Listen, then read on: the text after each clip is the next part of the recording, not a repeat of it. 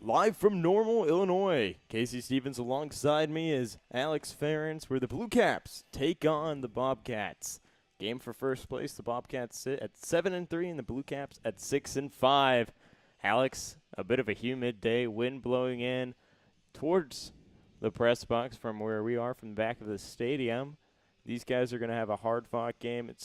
You could almost be considered the battle for first place. 86 degrees today, Casey. A hot one, especially on the turf. It'll feel like almost 90 degrees out there. And you mentioned it, Bobcats sitting at 7-3. Bluecaps just behind at 6-5 can pull within a half game of first place at the top of these KCL standings. And Kobe Bryant once said it's tough to beat a team 3 times. That third time you play a team, but what about a 6th meeting? These two teams have seen each other 5 times already. The Bobcats getting the better of the Bluecaps in 4 out of 5, and some of these matchups haven't been remotely close. 13-1 and 13-0. Bobcats took down the Bluecaps in the first 2 meetings, including an opening day thrashing. Bluecaps responded with a 10-0 run rule victory in the third meeting, and since then it's been all Bobcats, 5-0 and 9-2 in the last 2. Yeah, and you got to go and look at some of their closest games, and you mentioned it's hard to find any between these teams. Their last game, that 9-2 back on June 23rd, close game, but typically one of these teams will just pull away and either run rule or, like you said, will go deep in these games and come out on top. And for the Bobcats, they've done it well this season, standing at 7-3. You look at other teams around the league. The Flamingos are 4-6-1. They're tied coming into the Sloths, who are 3-6-1. That'll be the second game of the doubleheader later today, and that's the battle for third place, Alex. Teams that have struggled early in the year, but the Sloths, on the other hand, they have started to pick things up. Absolutely been hot as of late, winners of their last game. Something to look at, KC, is this run differential. Bobcats in first place with a commanding 29 for the positive in terms of run differential. Bluecaps in second place, minus 17. So when they lose, they typically get blown out of the water. Tonight we see one of their best starters, Caden Rose, on the hill, hoping to keep it at least close. You can't expect to have, over the course of a long season, continual success when you're experiencing that much of a blowout day in and day out. And Caden Rose, you mentioned the lefty, will have a bit of a trouble getting through the lineup that the Bobcats have, especially when you have Carter Harris, who on the year hitting above 500 with 8 hits and 4 RBIs. But Rose has started the season very well. 7-inning pitch across 3 games, including 2 starts. Today will be his 3rd start on the hill for the Bluecaps. 6 hits, just 1 earned run. Looking to keep the Bobcats' order under wraps today.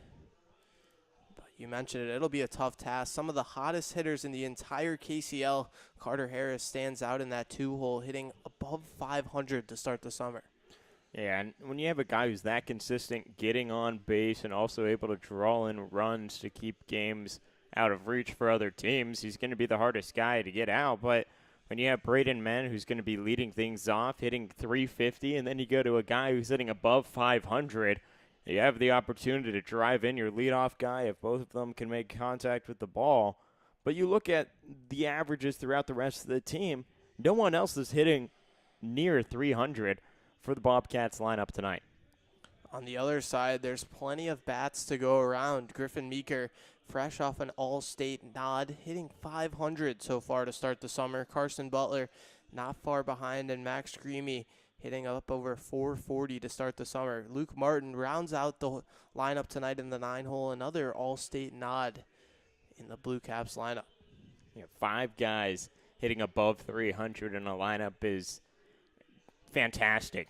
Anytime you have guys who can see the ball well, and it really shows that the Bluecaps have a deep roster. They can see the ball well, but they've just struggled against the Bobcats earlier this season. And this is the game that matters the most, Alex, I would say. And you mentioned this is now the 6th time that these teams have seen each other. You've been used to the pitchers who have been on the bump and making those small adjustments if it's choking up on the bat or if you need to step a little closer, step a little further back in the box to make good contact. But I think this is the day that Griffin Meeker will have more of a standout performance. Mentioned hitting a 500 on the year, 4 hits, a triple, and 2 RBIs. But if he can see the ball, put it in play, get it past the strong defense that's out there that the Bobcats have, he could be the X factor in tonight's game. Bluecaps are going to need a big night out of Meeker, especially with Mason Tryon on the hill tonight for the Bobcats. 6 1/3 innings pitched through 3 games. This is just his second start of the summer, but he's thrown almost 110 pitches, given up 10 hits and 3 earned runs. A very solid start to the summer for Tryon. Very good effectiveness, and for a guy who's only had a handful of innings pitched, you mentioned 6 1/3. He's been there for. You need more experience out of young players to show what they're capable of. You look throughout the entire roster of guys who have pitched on the season for the Bobcats, no one has surpassed 10 innings.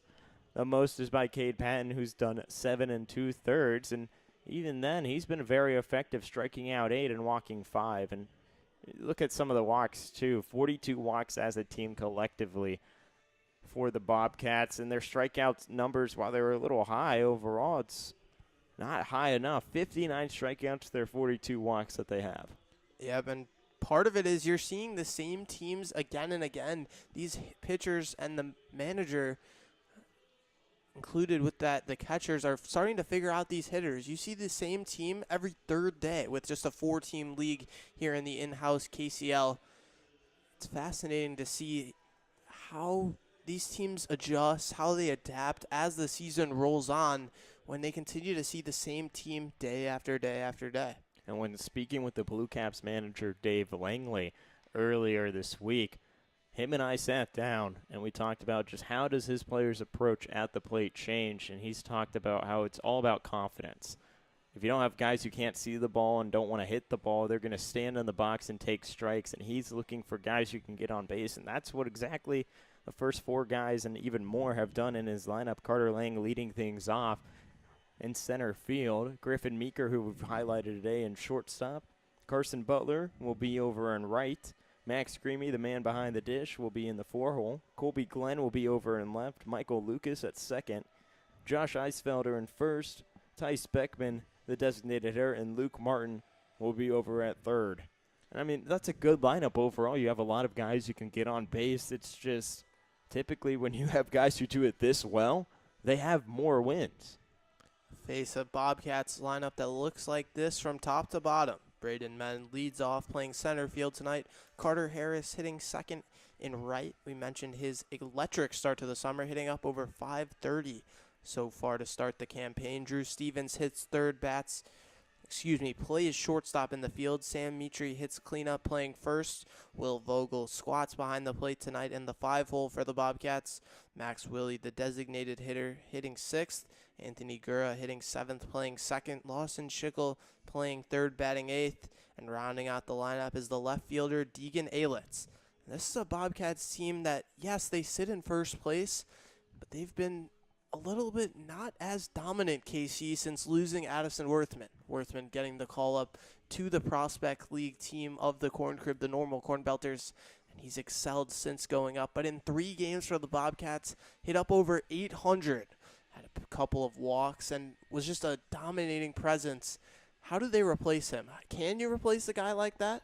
It's hard to replace a guy who has such a powerful swing, hitting above triple digits anytime he makes contact with the ball. And it's hard to replace anyone who's that good. He's a 5-tool player. He can hit the ball, field well, run, and do it all overall.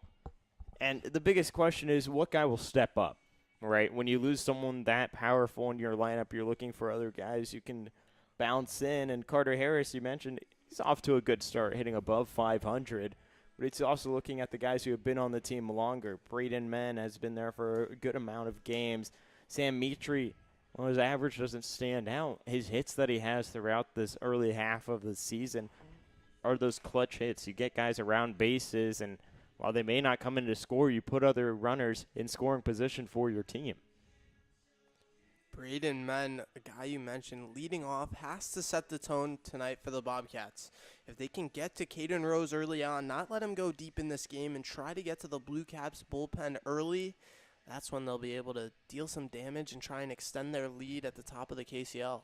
And looking at what Caden Rose has done for the Bluecaps overall, 5 strikeouts in this early season with 2 walks and an ERA of 1.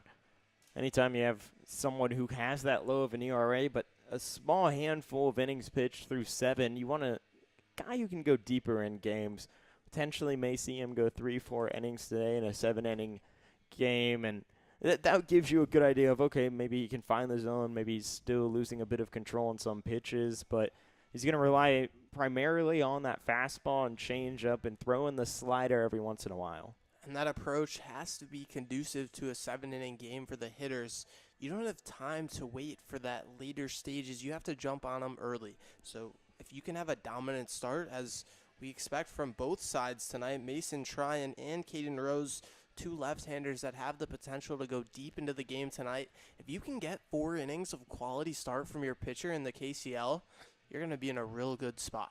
Absolutely, and it's not just that, it's also how well can the young guys play? Can they play in the lights? Are they too bright, or will they show up when it matters? Overall, you'll see a lot of errors being committed, and that's just because some guys come off of that high school batting games, and they're not used to seeing some of the younger college guys come up to the plate who have seen and played at the collegiate level. They hit balls a little harder. They know how to pull it the right way and put it into play.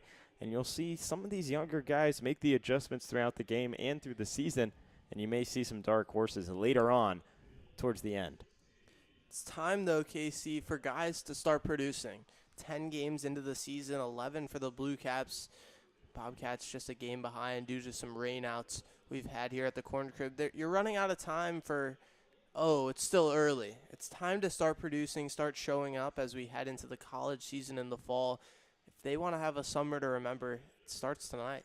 It does, and you look at some of how the other games have played out.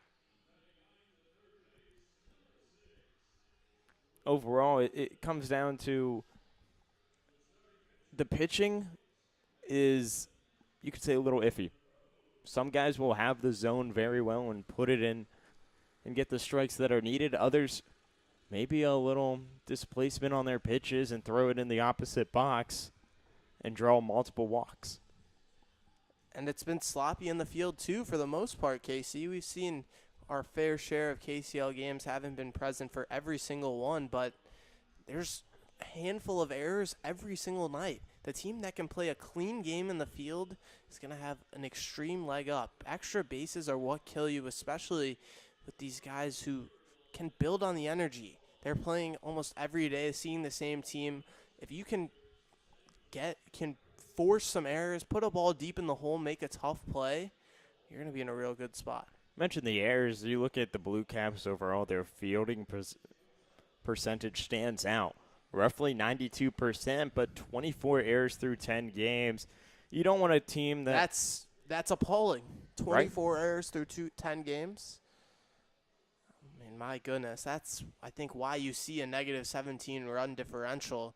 Extra bases, when it goes bad, it goes really bad for the Bluecaps. But on the other hand, the Bobcats only committing 17 errors throughout the season.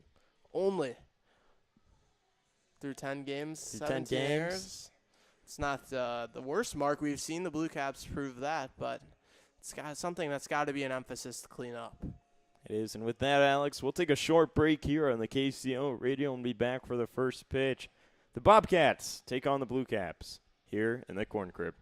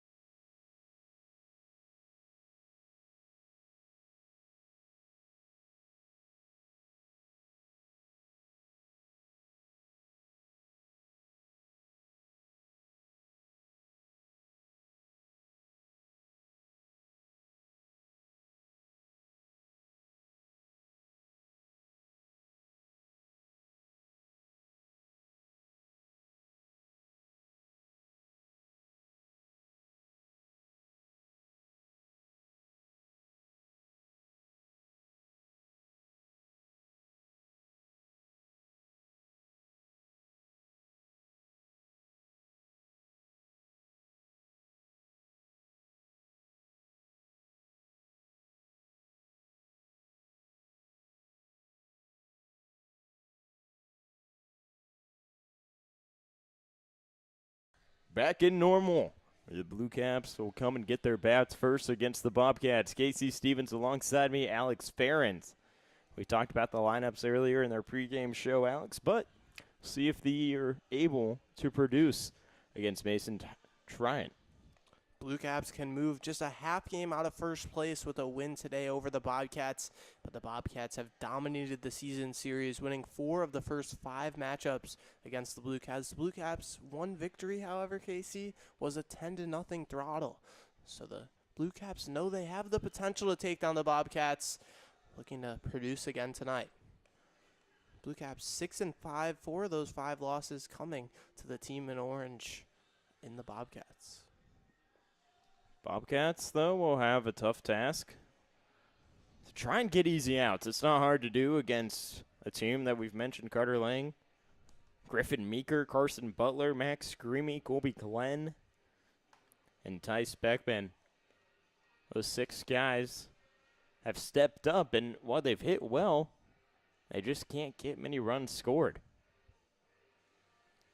Negative 17 run differential for the Bluecaps to start the season, and they sit in second place in the KCL. If they can better that by a little bit, I think they'll be off to pole position in the KCL. Start things off, Carter Lang, the center fielder today, will step in. The righty's hitting .235 with an RBI and a stolen bag through the first few games of the year for the Bluecaps. First pitch to start things off is hit well, a grounder. Gura throws it over to Mitri for the first out. Textbook 4-3 play. Gura's not going to have an easier play all night. A soft ground ball right to him. What a way to start if you're Mason Tryon. 1 pitch, 1 out. The off speed right into the bottom half of the zone and contact being made. Mentioned how Griffin Meeker, who's up to bat now, is off to a good start, hitting .500 on the year. First pitch to him runs inside for a ball. Meeker, one of the Bluecaps who was named to the All-State list for IHSA, just finishing his senior season. The 1-0 near the feet, backs away for it for ball 2. And he's kept it rolling this summer, hitting .500 to start the campaign. 4 hits, a triple, and 2 RBIs. 2 balls, no strikes. Hits one well into right center. Moving over is Harris to his left. He calls everyone out and gets out number 2. Dominant start to begin the game from Mason Tryon. If he can send Carson Butler down a quick 1-2-3, and the Bobcats bats up this early on, less than 2 minutes into the game, I mean, my goodness, what a start for the Bobcats. Off to a hot start, and you mentioned Carson Butler. The right fielder steps in. First pitch to him, he swings on for strike 1. Slowing things down so far is Tryon. Just 73 miles an hour on that one. The 0-1, off speed, runs outside for ball 1. Tryon's not going to blow the heater by these Bluecaps hitters, working more on the off speed, getting them pitching to contact, but soft contact at that. Brings the glove to his chest, takes a deep breath, and kicks and fires. Swings and misses. 74 miles an hour off speed. There it is again, slowing things down. Getting swings and misses, weak contact. 1 ball, 2 strikes. That one is inside for a ball. The fastball, 83 miles an hour. Seen him have good control, dropping down to 72 and now topping out close to 84. Evens the count at 2-2. Pitch is hit well, and it's fouled away. Get to see another one. That one just a few feet left of the third base bag. Carson Butler has 7 hits on the season through 11 games. 2-2 count with 2 outs. 2-2 is hit and fouled away to the concourse area here in the corn crib. Good piece of 2-strike hitting from Butler. Well behind that fastball, able to flick it off and stay alive. Iron takes a deep breath and brings the glove up to his chest. Kicks and deals. The ground ball goes between short and second. And a 2-out single for Carson Butler, his 8th hit of the season. Butler stays hot and gets a 2-out single. First base runner of the game allowed by Mason Tryon. Looking to Max Greamy, the catcher, hitting in the 4-hole today. 3 RBIs on the year through 8 hits, hitting .444. A runner on first with 2 outs here in the top of the first. Can Greamy break the game open and throw the first punch for the Bluecaps against the Bobcats? First pitch to him for his at-bat is outside for a ball. Greamy also a dangerous base runner. 4 stolen bags through 11 games. The 1-0 is upstairs for a ball. Slim frame for a catcher. Quick out of the box is Greamy. The right-hander rocking the pink and black bat today with white gloves. Runner on first, the 2-0. Inside for your 3 balls, no strikes, 2 outs. Tryon needs to reel it back in. 2-out single, can't lose Greamy, or if he does, has to lock back in for Colby Glenn. The 3-0 in the zone for a strike. 81-mile-an-hour fastball. 3 balls, 1 strike to Greamy. A runner on first after the single from Butler. Checking on the runner, but breaking now for a second. The throw in time. Carson Butler caught stealing, and that will be the 3rd out of the top of the first. A tie ball game, 0-0 here on the KCL radio.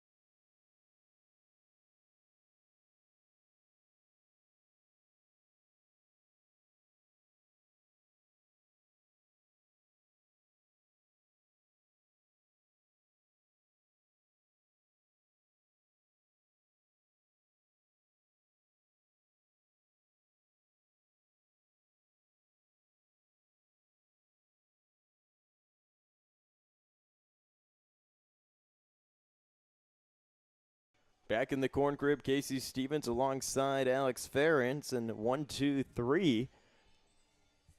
Bobcats defense played well. Carson Butler, who singled but then got caught stealing, was the 3rd out. See now if Caden Rose for the Bluecaps can get it going and repeat what the Bobcats did. And it's Braden Men who will lead things off. Gotta help your pitcher if you're the Bobcats. You saw a good first inning from Mason Tryon. Allowed the 2-out single, but took him off the base pass with a good pickoff mood. Help him out. Get some runs so when he heads back out to the hill for his 2nd inning of work, he does so with a lead. That's what you want to see out of either team, but we've seen 1 hit today. We mentioned especially how well Carson Butler has been on the season. Collected his 8th hit. Drives his average up a little more. He's nearing now 370 on the year. Braden Men, who's more center fielder for the Bobcats, the lefty, hitting .350 with 7 hits, 3 RBIs, and 2 stolen bags, will lead things off here in the bottom of the first. Caden Rose, the left-handed pitcher. First pitch for the at-bat is outside for ball 1.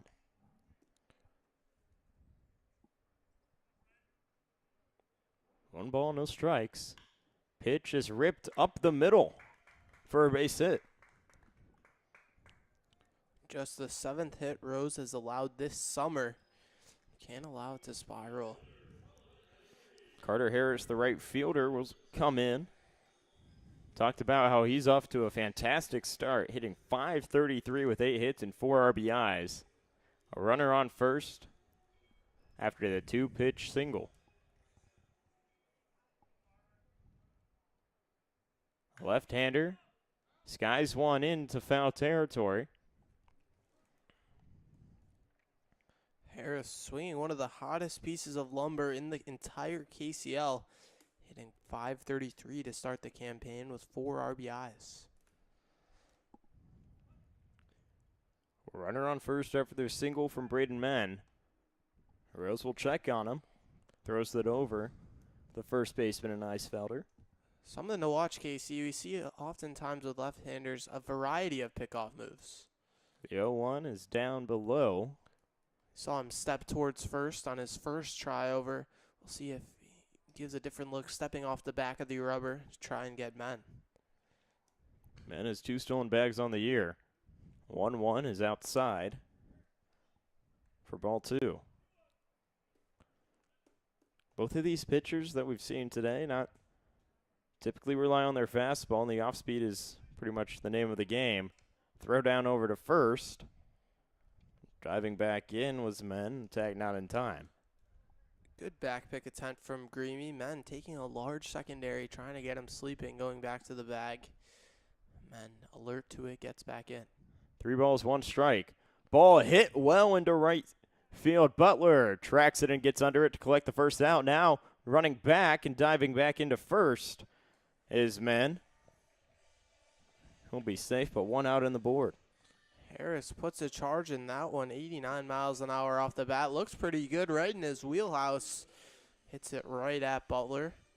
Trying to catch Men sleeping again. Men more than awake on these base paths. Drew Stevens, the shortstop, steps in, the right-hander.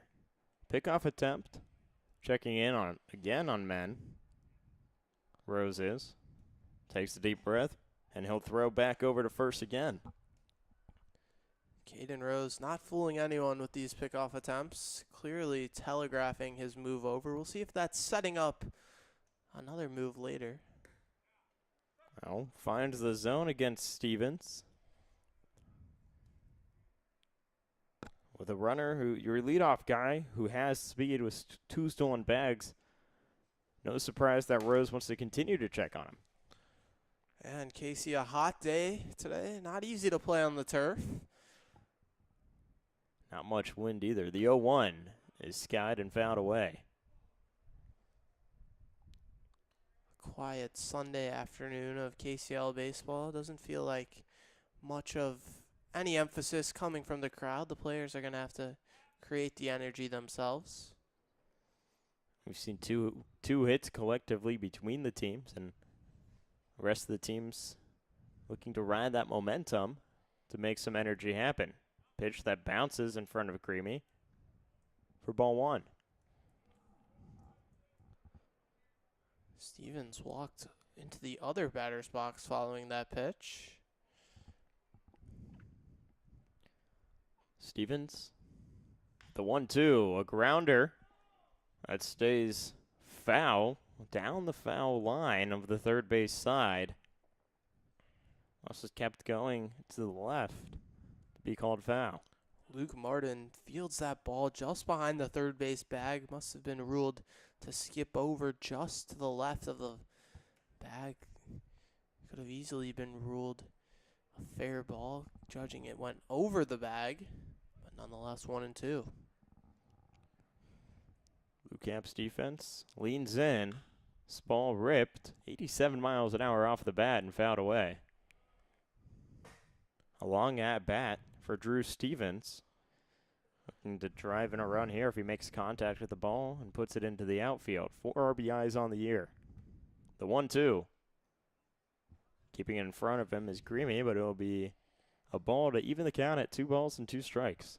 Driving up Caden Rose's pitch count early on. We mentioned in the open how important it can be for Rose to go deep in this game for the Bluecaps. 2-2. Down below for a ball. Make the count full.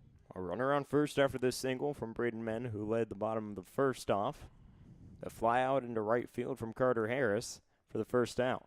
The payoff pitch. A grounder into Meeker throws it over to Lucas and tries to turn the double play, but he bobbles the throw.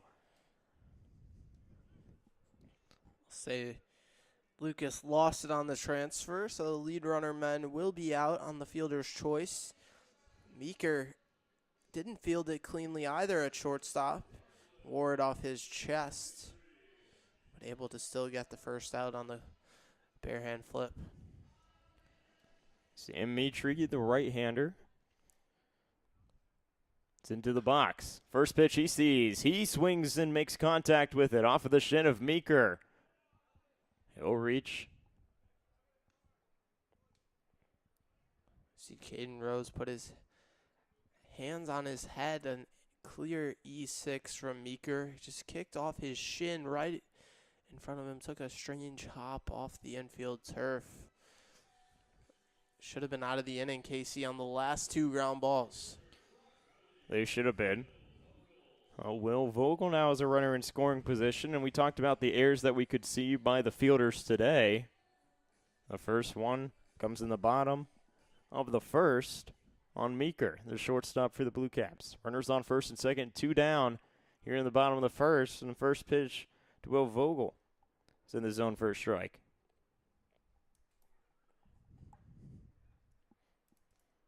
The 0-1 runs inside for a ball. Not a good feeling, Casey, as a pitcher. You get 2 straight ground balls, first of which should have been a double play. That one get out of the inning, and neither result in outs being put up on the board. Finding the zone is what Rose needs to do here. Down to the count, 2 balls, 1 strike, 2 outs. The 2-1 ripped and fouled away. Evens the count at 2-2. Runners on first and second for the Bobcats. Here in the bottom of the first. Now breaking from a second, diving into third is Stevens, but he's called out. Caught stealing to end the inning. We have a tie ball game 0-0. Heading in to the top of the second. Casey, you can't make the third out of the inning at third base. A cardinal rule of baseball, don't make the first or third out at third base. Bobcats let it down there. Tie game 0-0. We'll be back on KCL Radio for top of the second action.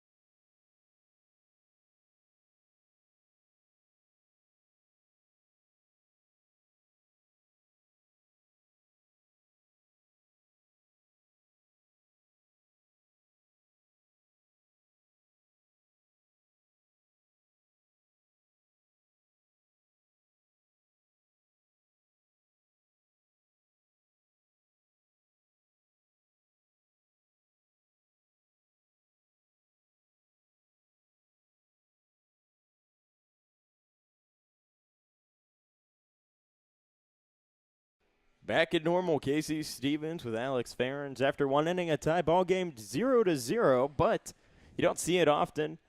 Both of the half innings ended on a caught stealing play. Yeah, in the top of the first, Carson Butler was picked off, and he just headed for second knowing he was dead to rights. And then in the bottom, Drew Stevens thrown out, headed to third. A lack of discipline so far through the first inning. We've seen a couple errors in the field from the Bluecaps and costly base running for the Bobcats. It's time, as the first inning is over, no runs either side. Both teams a chance to rectify their mistakes. Talked about earlier how this is the 6th meeting between these two teams, and most of the games end in a run rule. With the last meeting, a 9-2 win for the Bobcats. So far, a slow start for both of these teams. Max Creamy looks to change it for the Bluecaps. Hitting in the 4-hole tonight. Man behind the dish. First pitch to him is inside for ball 1. Greamy will have already seen pitches from Tryon before the base running out. The 1-0 drops in the zone for strike one. That's tough for a pitcher, KC, when you face a batter a few pitches, then he picks back up with a fresh count in the next inning, same hitter. The 1-1 ripped into right field, moving to his right is Harris, but that will drop. Now rounding first, going to second is Greamy. Harris collects the ball, now throws it in, and a stand-up double to lead things off here in the top of the second. Good piece of hitting from Max Greamy. It tails away from Harris, who doesn't get a great jump from right field on that one in a more than catchable spot. Casey looked like maybe didn't see it off the bat, but regardless, kicks to the corner, and Greamy will lead off second. Just the second hit today. Carson Butler singled back in the first, but was caught stealing in a stand-up double to lead things off here in the top of the second. Stepping in is Colby Glenn. First pitch to him is in the zone. 67 miles an hour for Mason Tryon.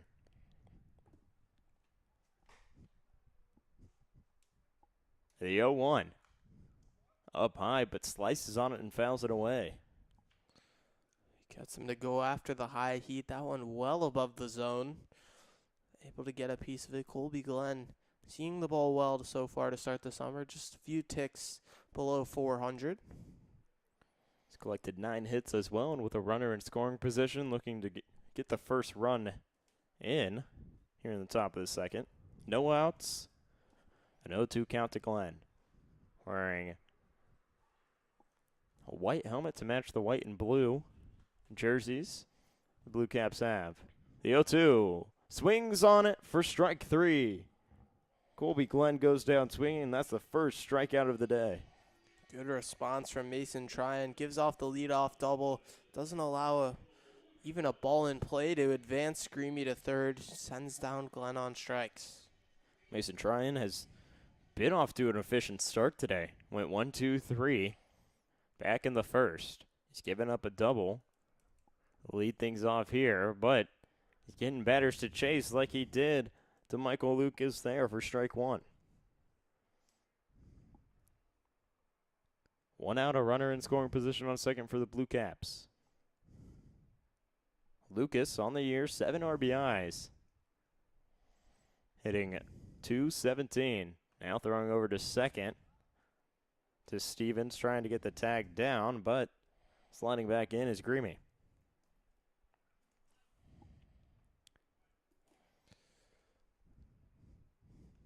It's hard sometimes to pick off the runner at second. You don't see it that often. Typically the runner's at first. The 0-1 in the zone for strike 2. Yeah, to get a guy sleeping at second base, it almost has to be a daylight play where the shortstop sneaks behind him. You're rarely going to get a straight guy holding him on, whether it's the second baseman or the shortstop. Flip, turn, get him. It's pretty easy to see coming. But if he can sneak behind him, that's when you can make a play at second base. The 0-2, but now breaking after the swing and a miss, trying to dive in. The tag in time. Going down swinging, it's Lucas Michael, but caught stealing is Max Greamy. And that's almost a double play right there, Alex. Not almost, it is a double play, KC. Strike him out, throw him out. Good throw from Vogel. Has Greamy dead to rights. I don't think the Bluecaps will be very happy. Dave Lingle giving him a piece of their mind as he comes back to the dugout. Base running has been an issue. It has. But we'll head into the bottom of the second. A tie ball game 0-0 here on the KCL radio.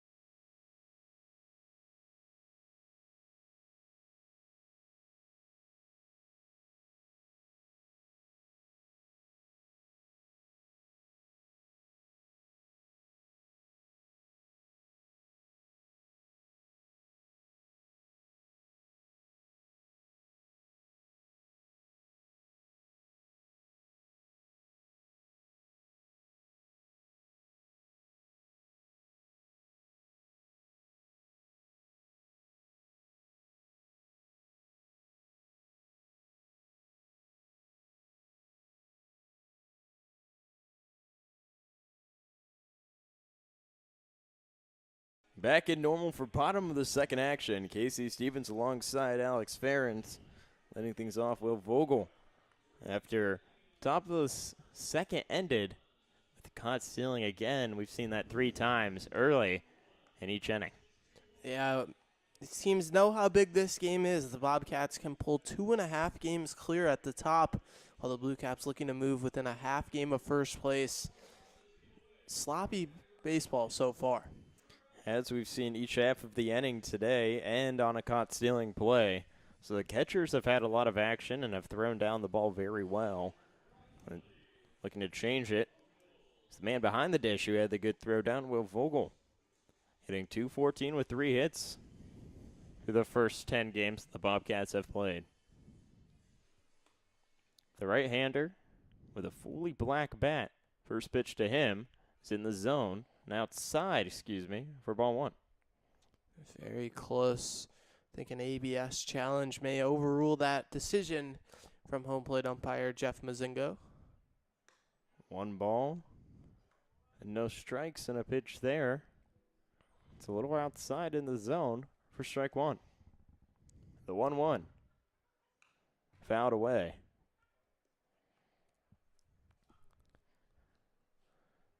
For Vogel, Alex, he has to be feeling very good about how his performance on the day has been defensively, and now he's looking to see if he can get it going with the bat. Yeah, end the inning with a throw out from the catcher position immediately. Gets to step in the bat and try to deal some damage. 1 ball and 2 strikes. The off speed is outside to even the count at 2-2. Casey, it's important that these guys keep their heads in the game. A hot day, not much of a crowd. Oh, this ball is hit well into left field. The distance carries it over the wall. A solo shot, the first home run of the season for Will Vogel. Got all of that one. 95 miles off the bat. Into the grandstand and left. Vogel making his presence known on the defensive side, now doing it with the bat. Man, that ball traveled far. 374 feet over that left field wall. Here in the corn crib, from left to about right center. It's roughly about a 9.5-foot wall, and then it dips down to say about a 4.5 wall into left right field. And he got all of that ball. Looking to bounce back is Caden Rose after giving up his first run of the game. Max Willie, designated hitter today, steps in and loses his right hand on that swing and misses. Still held onto the bat with his left. 1 ball and 1 strike.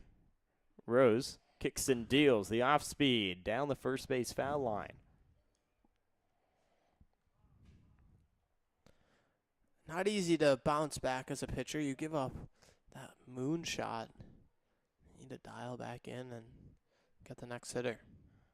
1 ball, 2 strikes. Off speed upstairs. Even the count at 2 balls and 2 strikes. And you mentioned the moonshot. All of that ball saw it well right into the middle of the zone. And just the pitch that you wanted to see as a hitter. Willie watches that ball. Go inside. Count full. 3 balls, 2 strikes. The payoff pitch. Chopped off the glove of Rose. He slams down on the turf, but reaching on an infield hit is Max Willie. Rose will want that one back. The outstretched glove, almost a bit of surprise that it came right back to him. Tips off his glove, takes the sting off of it. So Meeker has no play as the shortstop, but Rose punched the mound, now checking his hand. Seems to be okay. He did show a bit of frustration there, using his throwing hand to hit the turf. No outs in the bottom of the second. Run 1-0 lead for the Bobcats after the solo shot by Will Vogel. Will lead things off. Finds the outside part for Anthony Gura. He struggled a bit, the second baseman has, hitting a 111. 2 RBIs and a hit. That pitch is slapped on and grounded in, trying to turn the double play, and they do. The 5-4-3 double play to end the inning. Bobcats lead 1-0. We'll head into the top of the third. Excuse me. 2 outs, actually. I got ahead of myself there, Alex. All good. Home run shot took Vogel off the base pass, but just 2 away for the Bluecaps. Still work to do for Caden Rose here in the second. I must have been on the moon with that home run ball. Must have been lifted off as well, and I lost count of how many outs were on the board here at the bottom of the second. Well, Lawson Schickel, the third baseman, watches the first 2 pitches, one going into the zone and one outside. 1 ball, 1 strike, 2 outs. Rose puts one in, but hit well into left field between second and third. Reaching on a single is Lawson Schickel. Good piece of hitting. It can be demoralizing as you're standing in the on-deck circle, seeing a double play and heading to the plate with nobody on. Schickel puts it out of his mind, sends a line drive through on the left side. Bottom of the lineup, Deegan Atlas, the left fielder. A lefty wearing number 8 today. Nice wood bat, black towards the bottom half of the barrel and all white at the top. First pitch to him is outside for ball 1. Alex, I love to see how batters like to pick the bats that they use, especially in a wood bat league. They like to either have a lot of flair or they like to just go with a basic color. You get to see lots of specialization, and coming up in the metal bats you see at the youth leagues now, pencil bats, ice cream. Good to see some personality here too. The 1-1 is down below the zone. Count 2-1. I got to ask you, if you had to use your own, customize your own bat, what would, any prints or anything that you would have on there? I think I would go old reliable KC, pure cedar. 2-1 is bounced before home plate, and keeping it in front of him is Grimmy. 3-1. What about you? Bright pink? I was not much of a batter or a fielder. I was more of a fan watcher, so I'm not much of the baseball player myself, but if I had to pick, probably pink. 3-1 is downstairs. Drawing the first walk of the day is Atlas, and we'll flip over to the top of the lineup. So the solo shot from Will Vogel to lead things off in the bottom of the second. The infield hit from Max Willie, then turning a double play. But a single and a walk, this may be it. The road may be closed for Caden Rose. Dave Lingle checks in on his pitcher. 2 outs in the bottom of the second, and runners on first and second. The Bobcats off to a good start. 5 hits and only 1 run.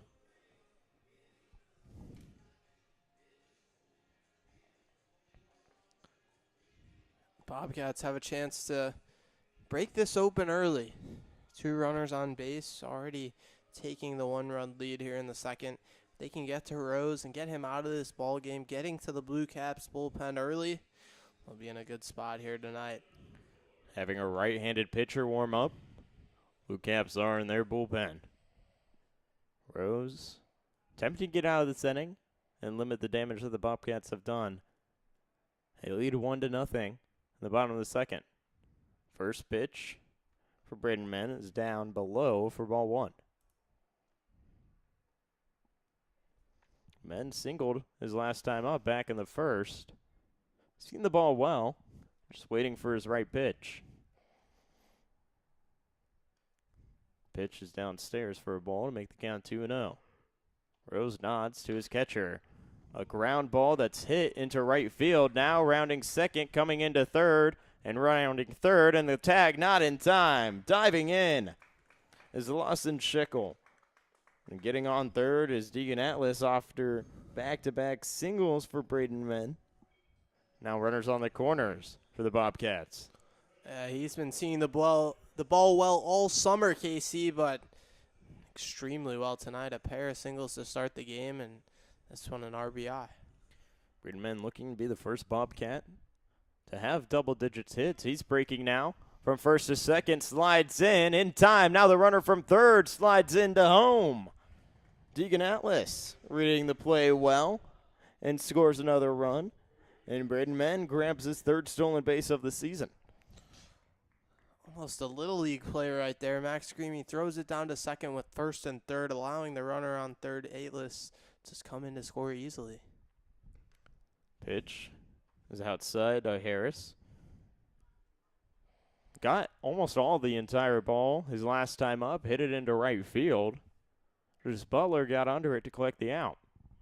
Greamy has to keep this pitch in front of him, and Rose, again, showing some frustration on the mound, slams his hand into his glove after that last pitch. Has to stay composed. There's still work to be done. The 3-0, a forced pitch into the zone. Count 3 balls and 1 strike. 3-0 lead for the Bobcats. The 3-1 is swung and missed for strike 2. Runner in scoring position in Braden Mann. The full count. 2 outs, nodding his head now and breaking for third. The pitch in the zone for strike 3. Carter Harris watches it go by, and that's how the inning will end. The Bobcats lead 3-0 after 2. We'll head into the top of the third here on the KCL radio.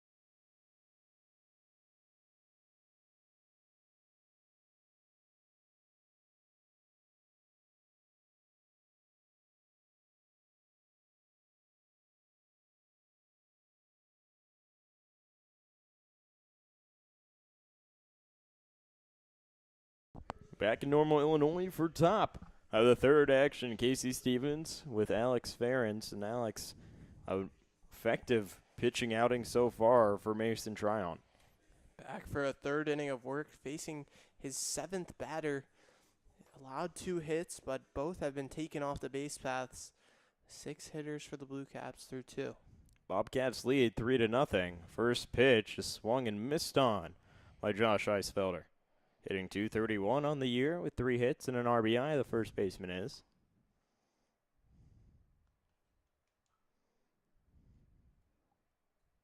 Deep breath, and now kicks and deals the 0-1 near the inside part of the hands, and contact made, but the home plate umpire calling it a foul ball. Fouled off his front leg there from Eisfelder. Never a good feeling to make your first at-bat in the 3rd inning of the game. Means things haven't gone according to plan. Bluecaps have gone 1-2-3 back-to-back times. Enter the top of the third. They're down 3.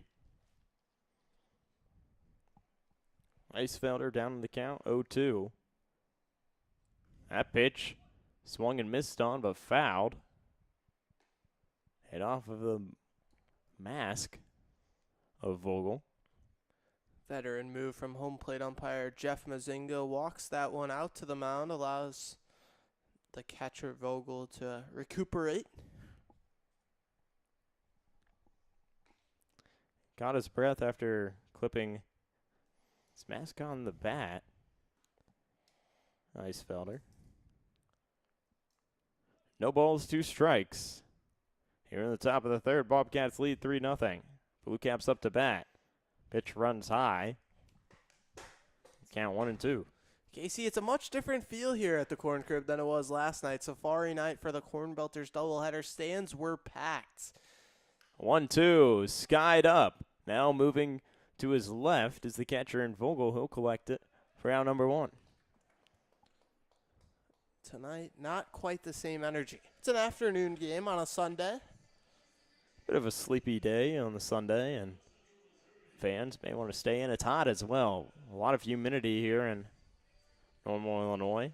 A heat advisory scatters around the city. 87 degrees. Now a bit of a breeze picking up, coming in from right field. Ty Speckman looks to possibly spin a ball, but it's fouled away. Is that right? Heat advisory? They wouldn't advise basketball at Circle Court? You and I did have some fun earlier. Played some basketball. The 0-1 outside, and I believe you did you lose every game you played today? Please, that's a disrespectful claim. Me and Jack Hughes won the second game of 3. You and I did not play that well together. The 1-1 outside for a ball. We lack a critical part of the game, Casey, and that's scoring the basketball. Me? The two of us combined. Oh, correct. Yes. 2 balls, 1 strike, and a deep breath. Kicks and deals. Slap right into the glove and a rolled in, and a throw over to first, Dimitri. Textbook play there from the shortstop. Although, Casey, if I had known it was a heat advisory, I would have used that as an excuse earlier for why my jump shot wasn't falling. Perhaps the Bluecaps can use that as their get-out-of-jail-free card for the ineptitude at the plate so far. Looking to not go 1, 2, 3, 3 times in a row. Can Luke Martin be the hero? Hitting below 100. First pitch to him is high for ball 1. 1 ball, no strikes, 2 outs in the top of the 3rd. That pitch gets the bottom of the zone for strike 1. Good outing for Mason Tryon. The 1-1 up in the heater, 83 miles an hour. Runs the count 2-1. The 2-1 hit well and skied. Moving back is Guru, but calling everyone off is Harris. Coming in from right field to shallow right center to collect out number 3. 9 batters faced through 3 innings, Casey, for Mason Tryon. Can't do much better than that. A 3-0 lead after 2.5. We'll head into the bottom of the 3rd here on KCL Radio.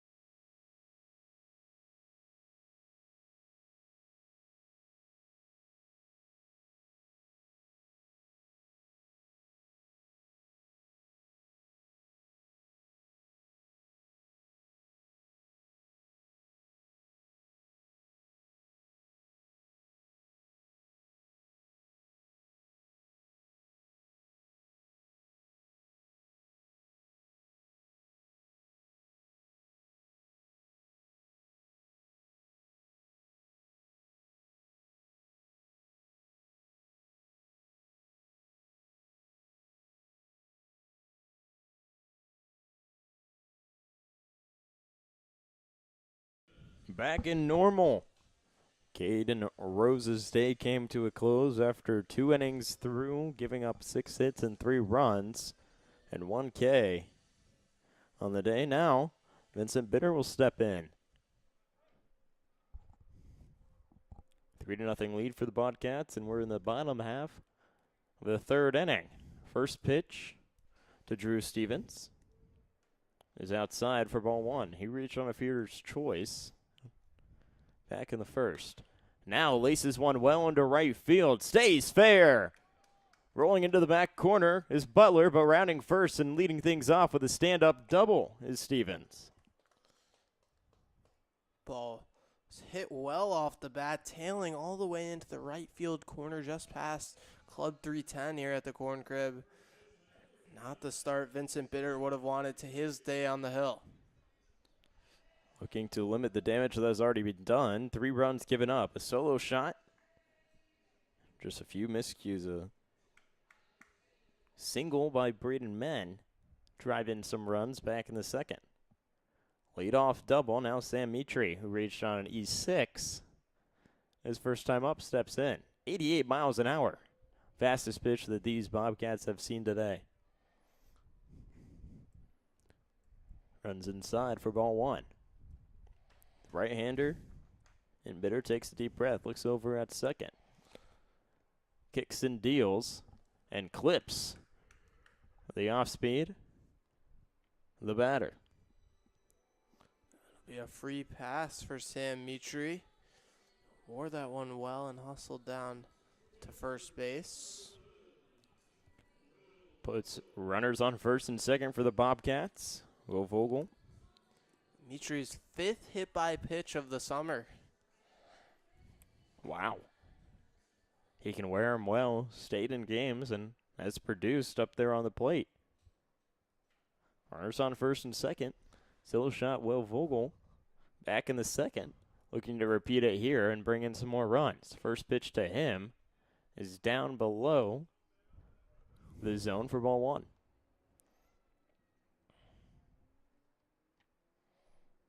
Vincent Bitter came in, gave up a double and a hit by pitch. Here in the bottom of the 3rd. No outs. Well hit ball into right field. Now rounding second and coming in from 3rd to Sam Mitri, and the throw not in time. Drew Stevens rounds all the bases. Mitri rounds first, comes into 3rd, and a double by Will Vogel. Halfway there to the cycle. He's got the hardest part in the home run. Still work to do if he wants to achieve that cycle. But man, Vincent Bitter, not the start he wanted. First 3 hitters all getting on base. On the day, Will Vogel has been dangerous. Drived in 2 runs, one by himself with a solo shot and a double to get one in. Max Willie, the designated hitter, who reached on an infield hit, steps in, and first pitch to him was in the zone for a strike. The 0-1. Off the glove of Greamy. But third base coach for the Bobcats is not going to send Sam Mitri. I think Jake Wegner over there at 3rd might have had that wrong. I think Sam Mitri could have came in to score, but with no one away, runners on 2nd and 3rd, why risk it? It's the count 1-1, and a bit of a deep breath. Be exhaled now by the Bluecaps. No outs here in the bottom of the 3rd. A 4-0 lead for the Bobcats. Now finding the zone, checking in on Mitri, but he slides in, taking Martin, the 3rd baseman for the Bluecaps, off of the bag. He has to dive way out to his right to keep that one. A good throw there, KC, from Max Greamy. Probably gets Mitri, back picking him over there at 3rd. Way offline. Lucky it didn't skip into left field. The 1-2 up high. Even the count. Taking a practice swing is Willie.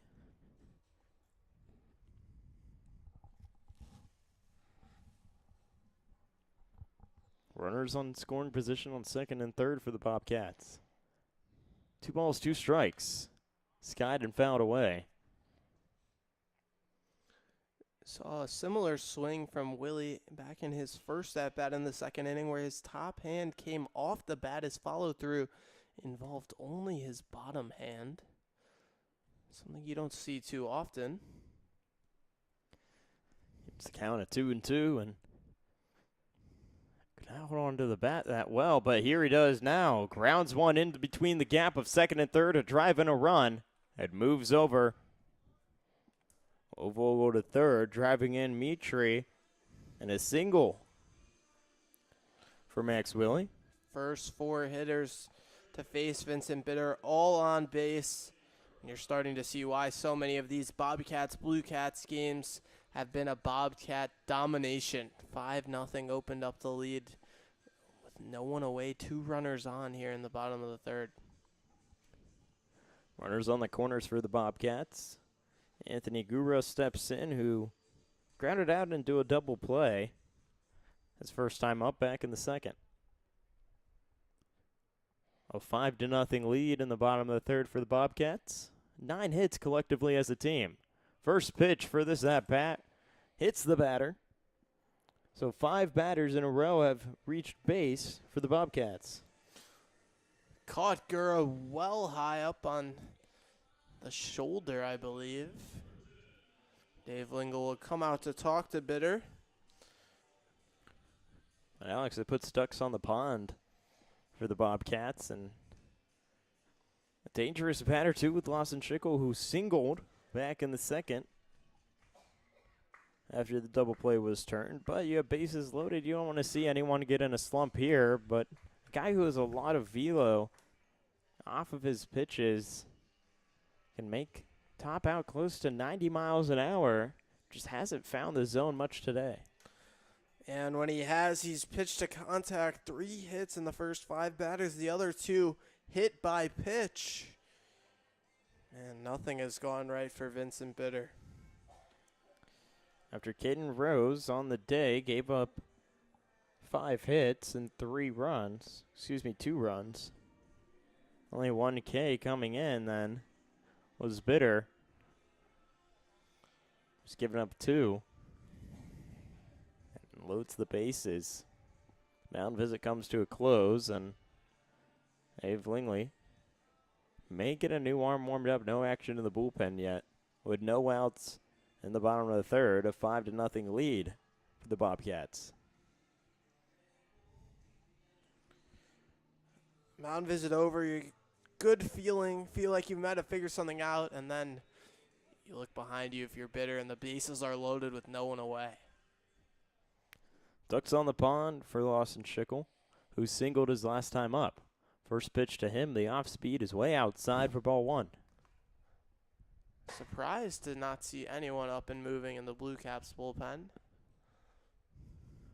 A few guys in their dugout who may get warm. No one making an effort to move that way to the bullpen yet. Second pitch is outside for ball 2. Vincent Bitter takes a deep breath, looks over at second, nods his head to his catcher, kicks and deals, and outside again for ball 3. Fixes his hat, steps back on the rubber, and leans in. Looks over at third, now to home plate. The 3-0 is up high and outside, driving a run but drawing a walk. Moves everyone over by 1, and the bases are still loaded for Deegan Atlas. Casey, there are times where you just don't have it.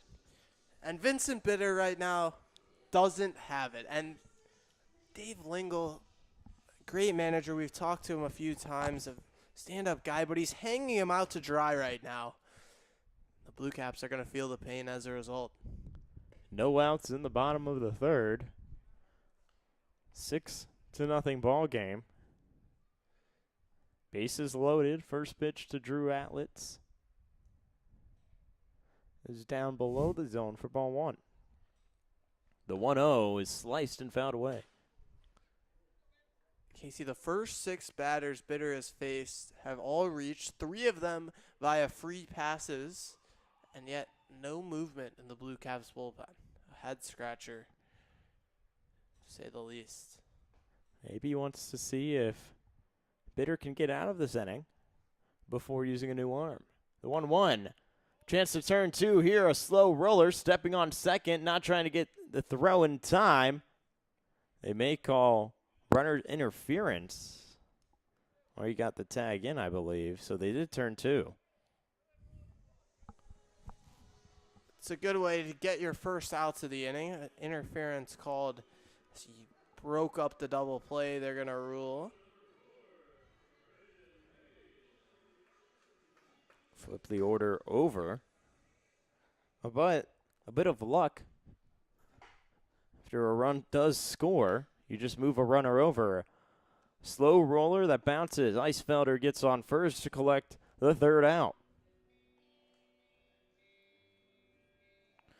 So, Alex, 7 runs scored after 3 innings for the Bobcats. They're up 7-0 here on KCL Radio. We'll head to the top of the 4th.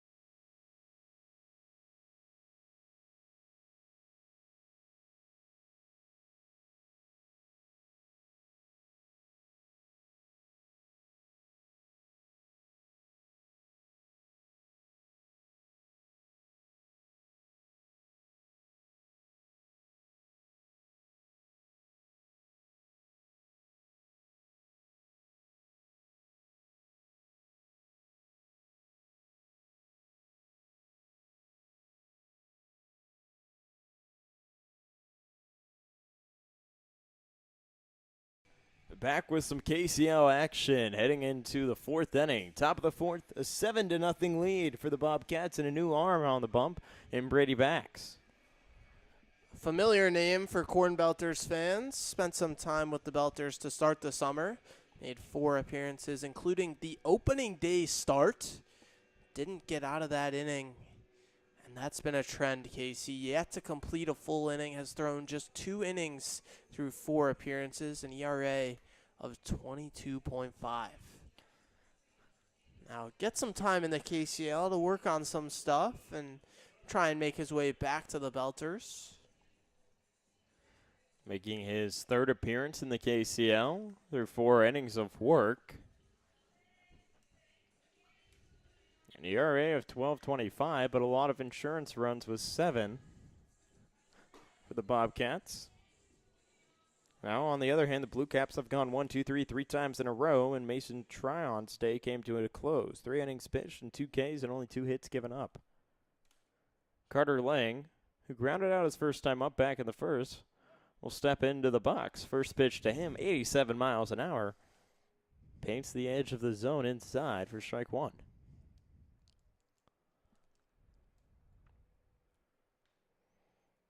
A deep breath from Bax. Steps and fires and fouls it away.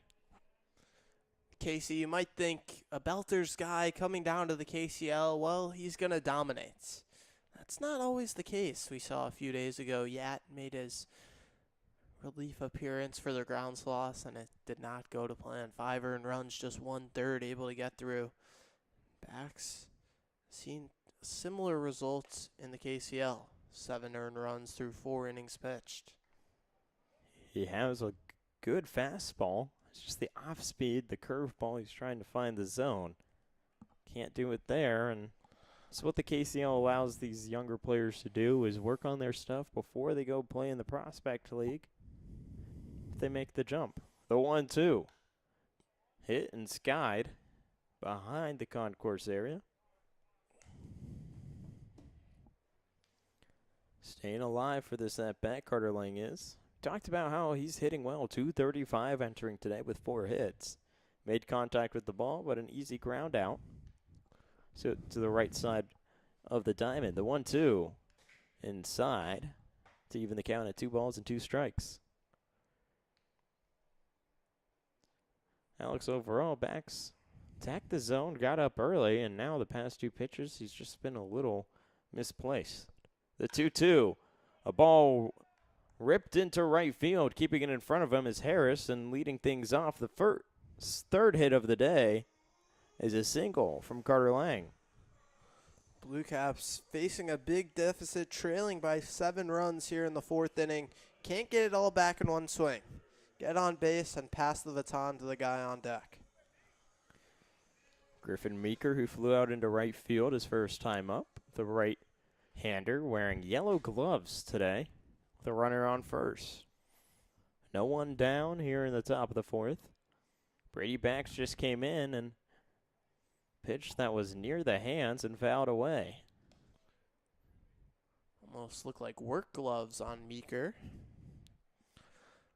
Looking to do some work against Backs. A runner on first after Lang got his first hit of the day. The 0-1 is fouled away behind home plate. Meeker knows he was just off that one, fouled it straight back and just missed that one. Griffin Meeker taps home plate twice and brings the bat up. Hangs it over his shoulder. A runner on first, taking a bit of a lead in Lang. Backs looks over his shoulder at first. The right-hander steps in, and the off-speed just a little outside for ball 1.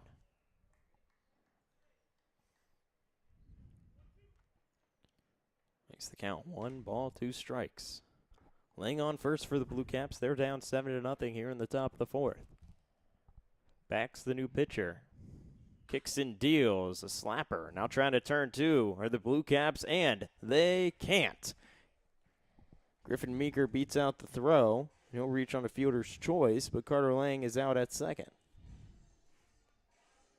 Good turn from Sam Mitri. Fields it, fires it to second, but the return throw not in time as Meeker hustled that one out. Carson Butler, who singled back in the first, but was caught stealing to end the inning, will step in. Collected his 8th hit his last time up. A runner on first, looking to advance him around. Now that pitch loses the glove of Vogel, and advancing over from first is Griffin Meeker.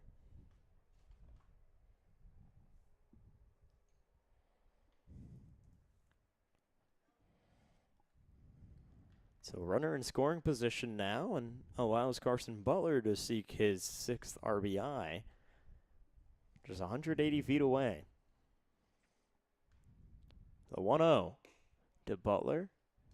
This does not get the bottom half of the zone, and it's down below for ball 2. Backs requests a meeting with his catcher Vogel. He'll trot out there to the mound. Maybe a bit of a mix-up in terms of signs. We've seen Backs typically throws fastball, topping out at 88 miles an hour, ranging between 88 and now 86. And then the curveball dropping all the way down to 74. Good control, just looking to find the zone. Down in the count. 2 balls, no strikes, 1 down here on the top of the 4th. The 7-0 lead for the Bobcats. Backs now leans in, holding the ball behind his back. A good lead off of the second. Meeker has for the Bluecaps. X kicks and deals. Pitch runs low for a ball. 3 balls, no strikes. And Alex Bax mentioned how he struggled with the Corn Belters brought down to the KCL. Just hasn't found his groove yet. Not at all. 3 balls, no strikes. 1 down in the top of the 4th. Bax attempting the pickoff move. And it's tough to see, Casey. I mean, it's a guy with a lot of potential, Bax. It's clear why Billy DuBois brought him in, but it hasn't worked well in any aspect this summer. 3-0 was way outside for ball 4, and drawing the walk is Carson Butler. Put runners on first and second. And now Max Greamy, who doubled back in the second, will come up. First time all day that the Bluecaps have not gone 1-2-3. And a new arm will start getting warm in the bullpen for the Bobcats. Runners on first and second. Greamy up to bat for the Bluecaps. 1 down. The off-speed pitch way outside for ball 1. Vogel popped up like he might try and backpick Griffin Meeker over at second. Decides to hang on to it. Greamy looking to be one of the first Bluecaps with double-digit hits the first few games of the season. Collected his 9th his last time up. The 1-0. Way outside, trying to throw down all the way to second. Vogel. Stevens could not get the tag in time, and sliding back in was Meeker. There's the backpick he thought about before. Meeker obviously taking too big a lead in the eyes of Vogel, trying to check him over at second base. Keep him from scoring on a single to the outfield. 1 ball, 1 strike, and 1 down. Pitch that bounces before getting to home plate. It's called ball. Make the count 2-1. Just not competitive on so many of these pitches. His backs. Strike zone via our TrackMan is more reminiscent of a spray chart. 2-1, ripped well into right field. Moving back is Harris to collect down number 2. Now breaking from second to third is Meeker. Put him 90 feet away from the first potential run for the Bluecaps. That's a good pitch from Bax. 85 miles an hour, located well in the bottom of the zone. Gets him to pop that one in the air to right field. An easy play for Harris. Colby Glenn struck out back in the second, seeking the first potential run to be scored for the Bluecaps.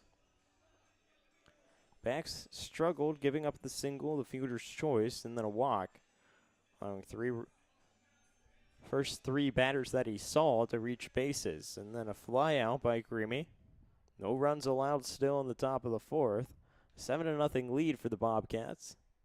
This ball hit and hard into right field, but skied under it. Harris gets it and collects it for out number 3. So after 3.5, a 7-0 ball game here in Normal. The Bobcats lead. We'll be back for bottom of the 4th action here on the KCL Radio.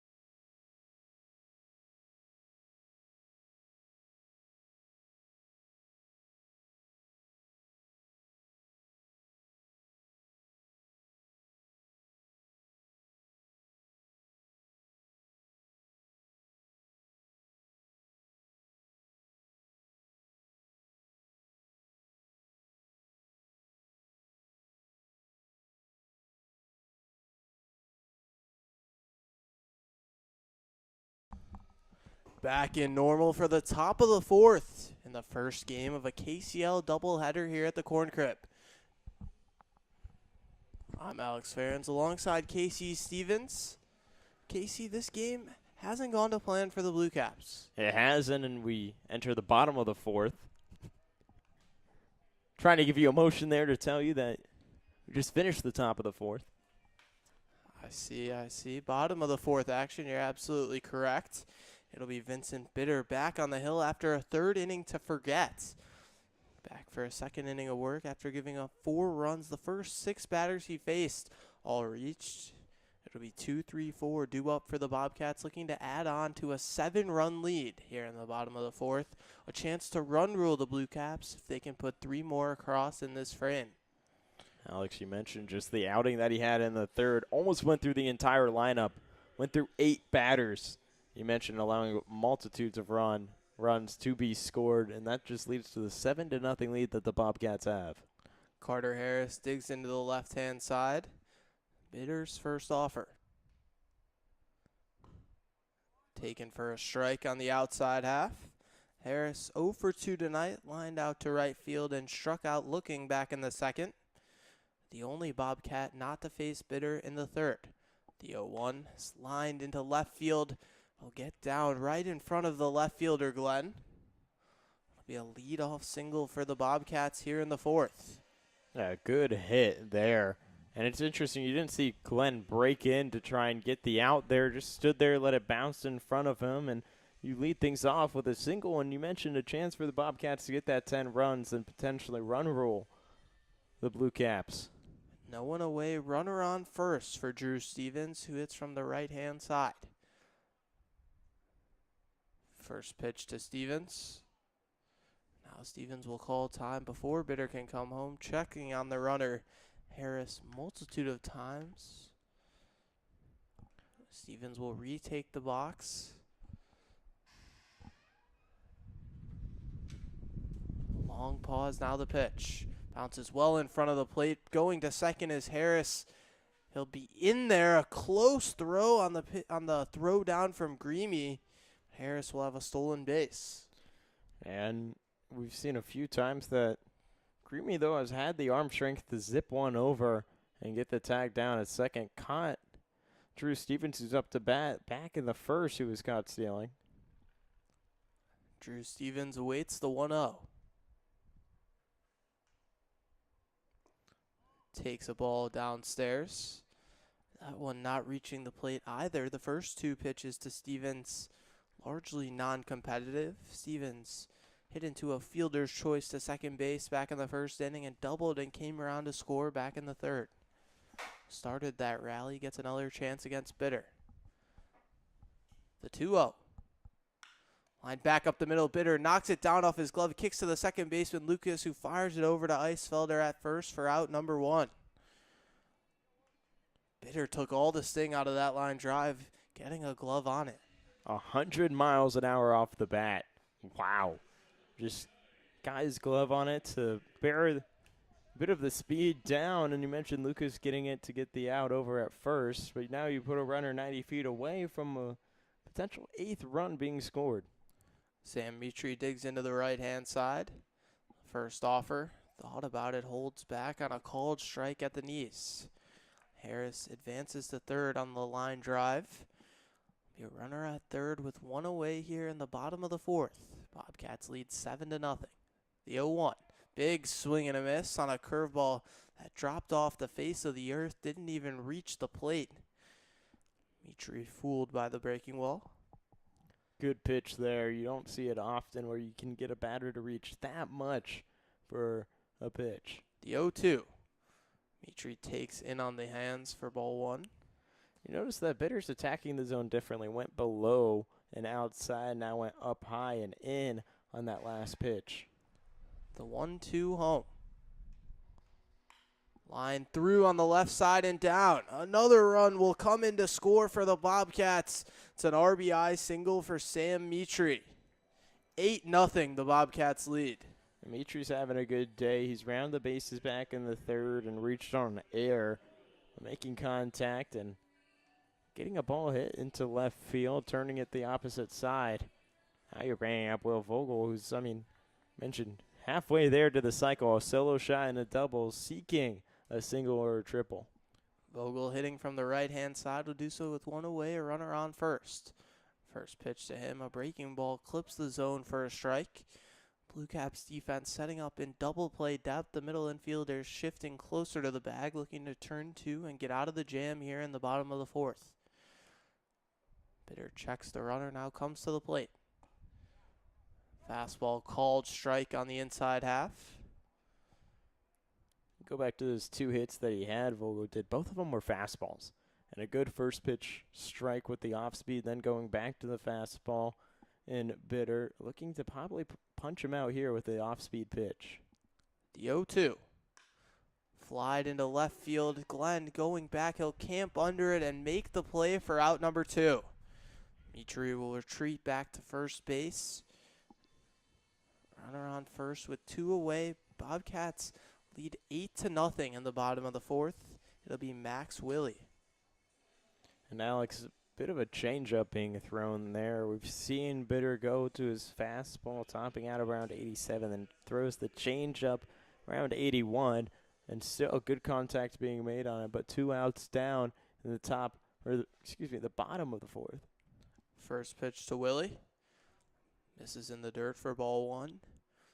Willie, the right-handed DH tonight. 2 for 2. A pair of singles came around to score back in the third. Gets another chance just an inning later. The 1-0. Grounded sharply down the left side past the sliding Meeker, and it'll get into the outfield for a 2-out single for Max Willie. Having a good day. You mentioned 2 hits already, gets his third there. He drove in a run back in the third. Now you put runners on first and second, bring up Anthony Gura, who hasn't been one of the few hitters today to get a hit yet. But he entered today hitting 111, only 1 hit on the season, a hit by pitch, and grounded out into a double play throughout the game so far. But especially with 2 outs on the board, put something in play. You want to get 10 or more runs here with runners on first and second for the Bobcats. Anthony Gura awaits the first offer, skies it straight up. Mask comes off for Max Greeny, but he'll run out of room as it heads into the seats for a foul ball. Jackson Warner up and getting loose in the Bluecaps bullpen. Vincent Bitter, a day to forget. 5 runs already in. Runners on first and second with 2 away. Bobcats lead 8-0 here in the bottom of the fourth. The count 0-1 to the batter, Anthony Gura. Hitting from the right-hand side, right-on-right matchup.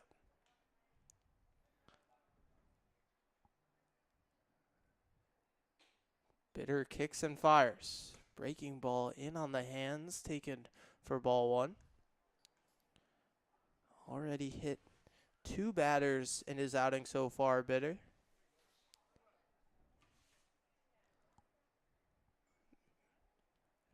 Takes his sign from Greamy, comes set at the belt. The 1-1. Misses away with the fastball.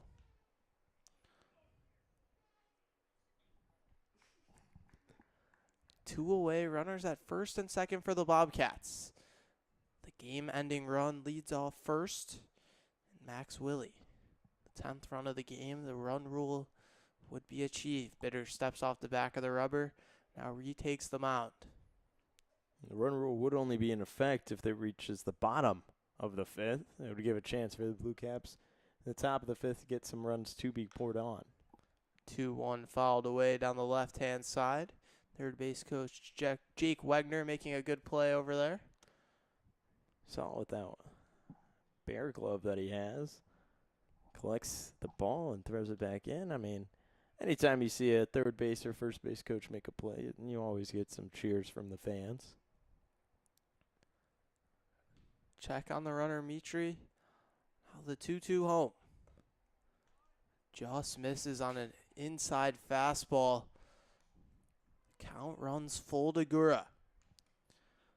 First and second, 2 away. Bobcats lead 8-0 in the bottom of the fourth. Bitter cleans the ball, now takes the hill. Long pause to get his signs. Now the payoff pitch. No, he turns. Looking to catch the runners going. Mitri retreats back to the bag.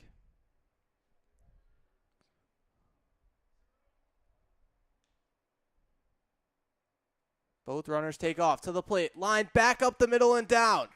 Mitri comes in to score. Willie gets the wave from third. The throw in. Cut off. Now to the plate from Eisfelder. Not in time. 2 runs come in to score on a double from Anthony Gura.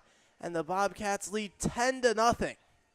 And just his second hit all season long, driving in 2 runs in 2 crucial runs. As it is, the 10th run being scored. We mentioned the run rule in effect. If the Bobcats hold on to a 10-0 lead going into the bottom of the 5th, the game will come to a close. Here just in the bottom of the 4th, they can continue to pour on runs. 2-out rally continuing, and with a runner in scoring position on second. The bottom half of the lineup, they continue to produce. Lawson Schickel, the 8-hitter tonight, digging into the left-hand side. Awaits the first offer. Grounds it sharply to third base. Fielded by Martin. Tosses it across the diamond. Jumping catch from Eisfelder. He'll land back on the bag in time for out number 3. But not before the Bobcats tack on 3 more in the bottom of the 4th. Bluecaps down to their final 3 outs. If they can't get one across, they'll be run ruled for the 3rd time by the Bobcats this season. Bluecaps bats due up next for the top of the 5th. You're listening to KCL Baseball on the Normal Corn Belchers YouTube.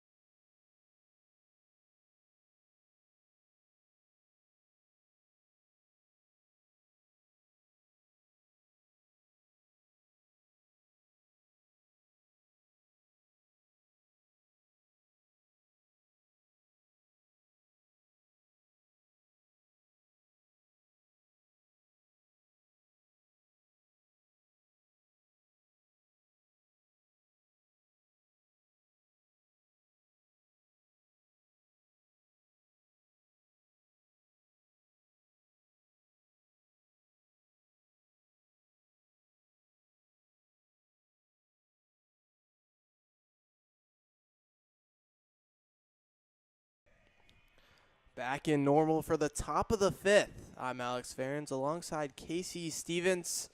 Brady backs back in for a 2nd inning of work. Worked around 2 base runners in the 4th. And Casey, if the Bobcats can hold the Bluecaps scoreless for a 5th inning in a row, they'll leave here with a run rule victory.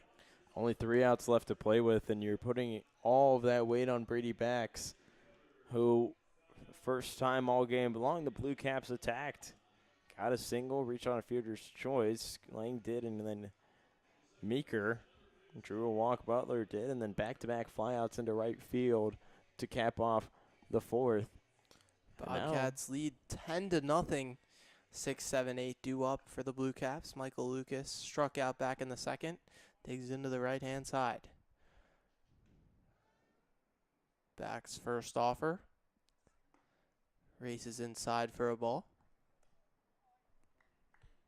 We've seen him go high up on his velo, 87 miles an hour off the hand, and when he dials it down just a little bit, he finds the zone a little more effective. The 1-0.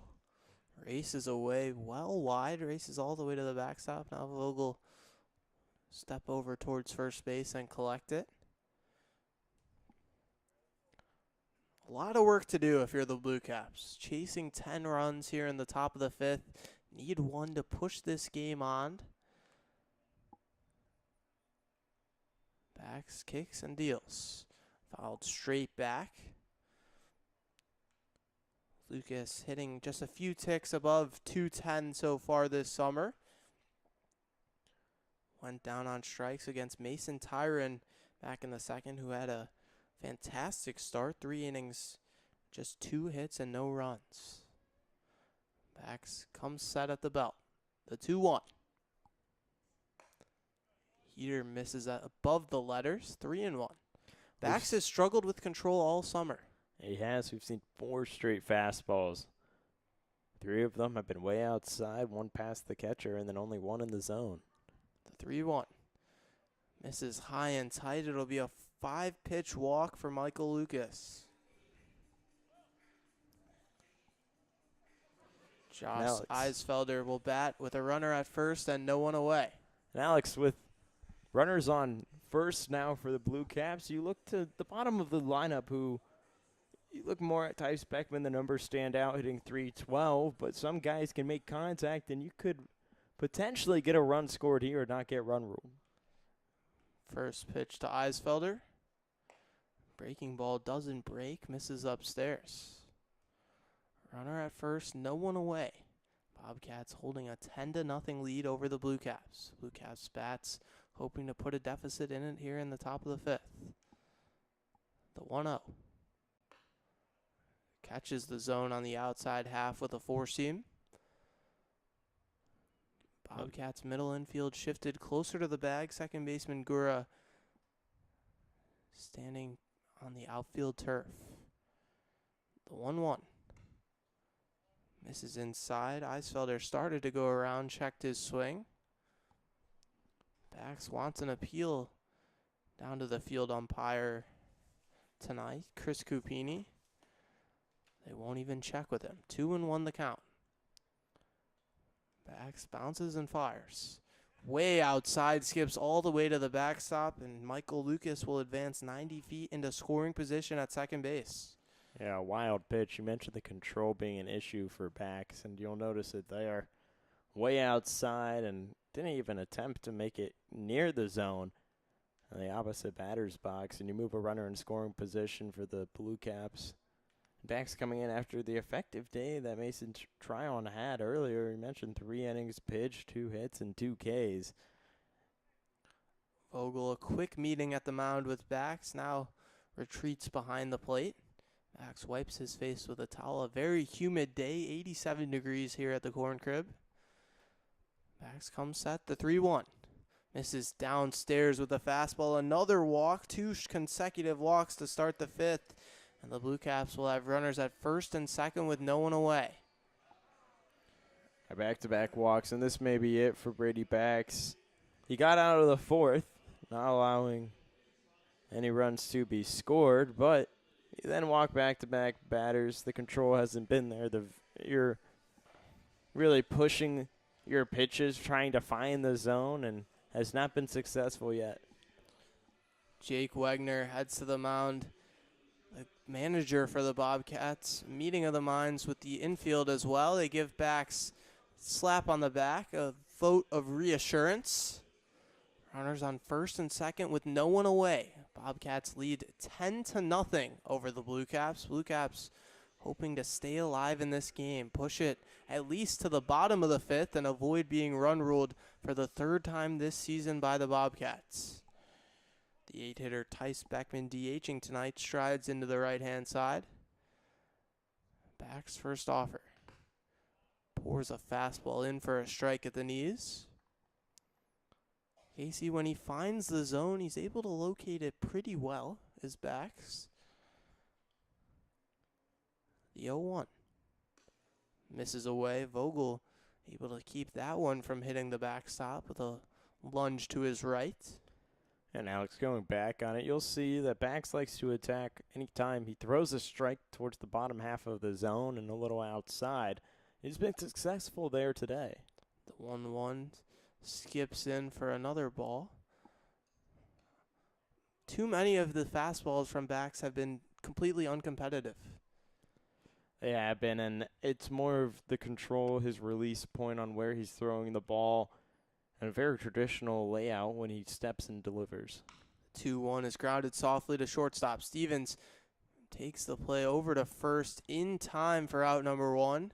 Doesn't even try to turn 2 with the 10-run advantage.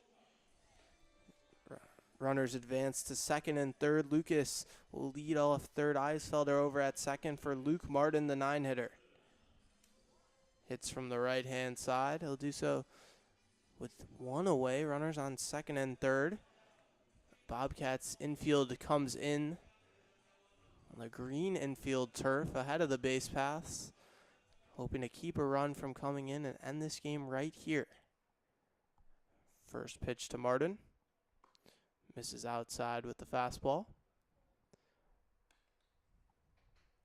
13 hits tonight for the Bobcats. Bluecaps not quite as fortunate. Just three hits, so far tonight.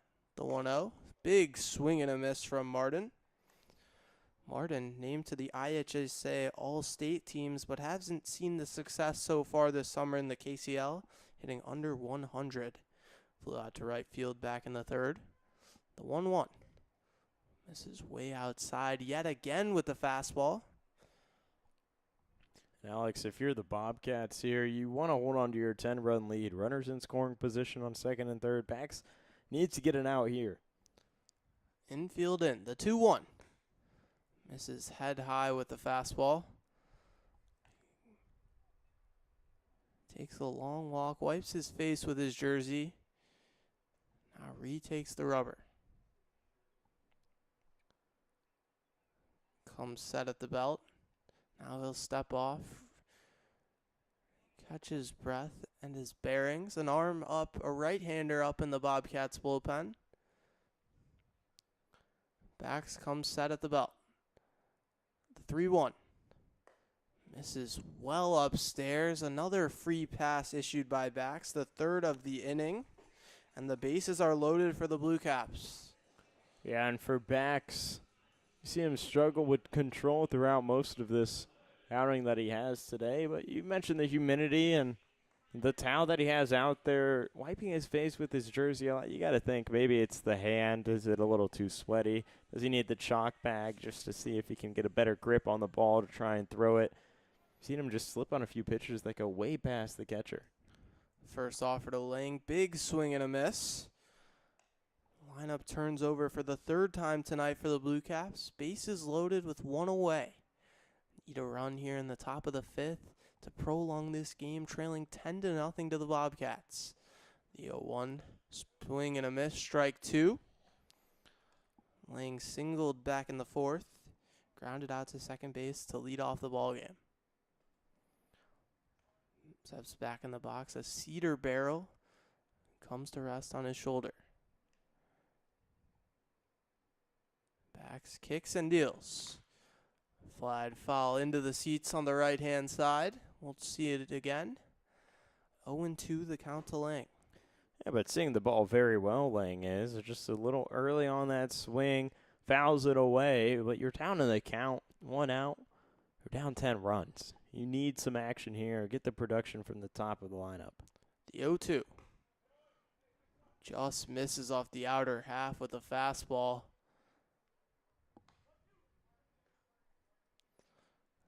Lang behind 1-2 in the count. Singled with 2 strikes just an inning ago. The 1-2. Breaking ball clips the zone. Strike 3 looking. First strikeout of the night for Bax, and there's 2 away here in the top of the fifth. That was a beautiful pitch. The breaking ball has not gone his way much of his outing, and finally gets one there. Top corner of the zone near the batter on the right side, and just watches him freeze. Now you're looking if Meeker can get some production. Griffin Meeker represents the final out potentially for the Bluecaps. The first offer flied in the air into foul territory on the right side. First baseman Mitri going over to the Bobcats bullpen, just runs out of room, nearly tumbles over the fence into the seats. Meeker batting with 2 outs, bases loaded.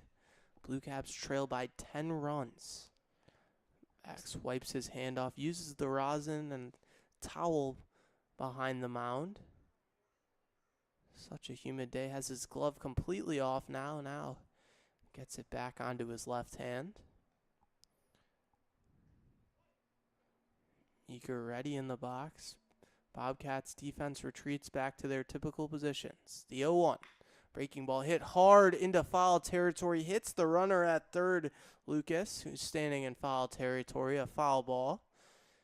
That's exactly why, KC, at third base, you take your lead in foul territory. Yeah, that's 91 miles an hour off the bat and just clips.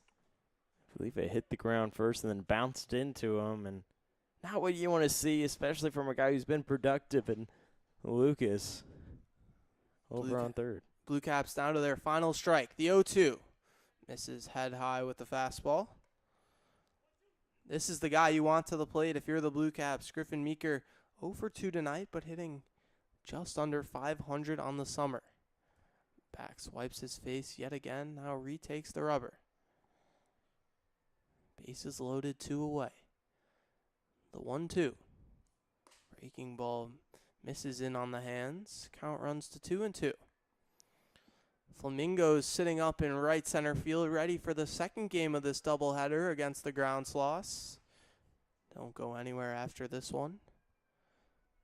Have it right here on the Corn Belters YouTube. The 2-2. Buried in the dirt. Count runs full to Meeker. Yeah, getting ahead early after 2 long strikes Bax had, and then 3 straight pitches that are outside. They run the count full. Bases loaded situation, 2 outs. You got the strikeout, looking to repeat it here. All 3 base runners in this inning reach via the walk. Bax comes set. The payoff pitch. Fouled straight down off the catcher Vogel. Makes the long walk around the umpire. To retake the right-hand batter's box is Meeker.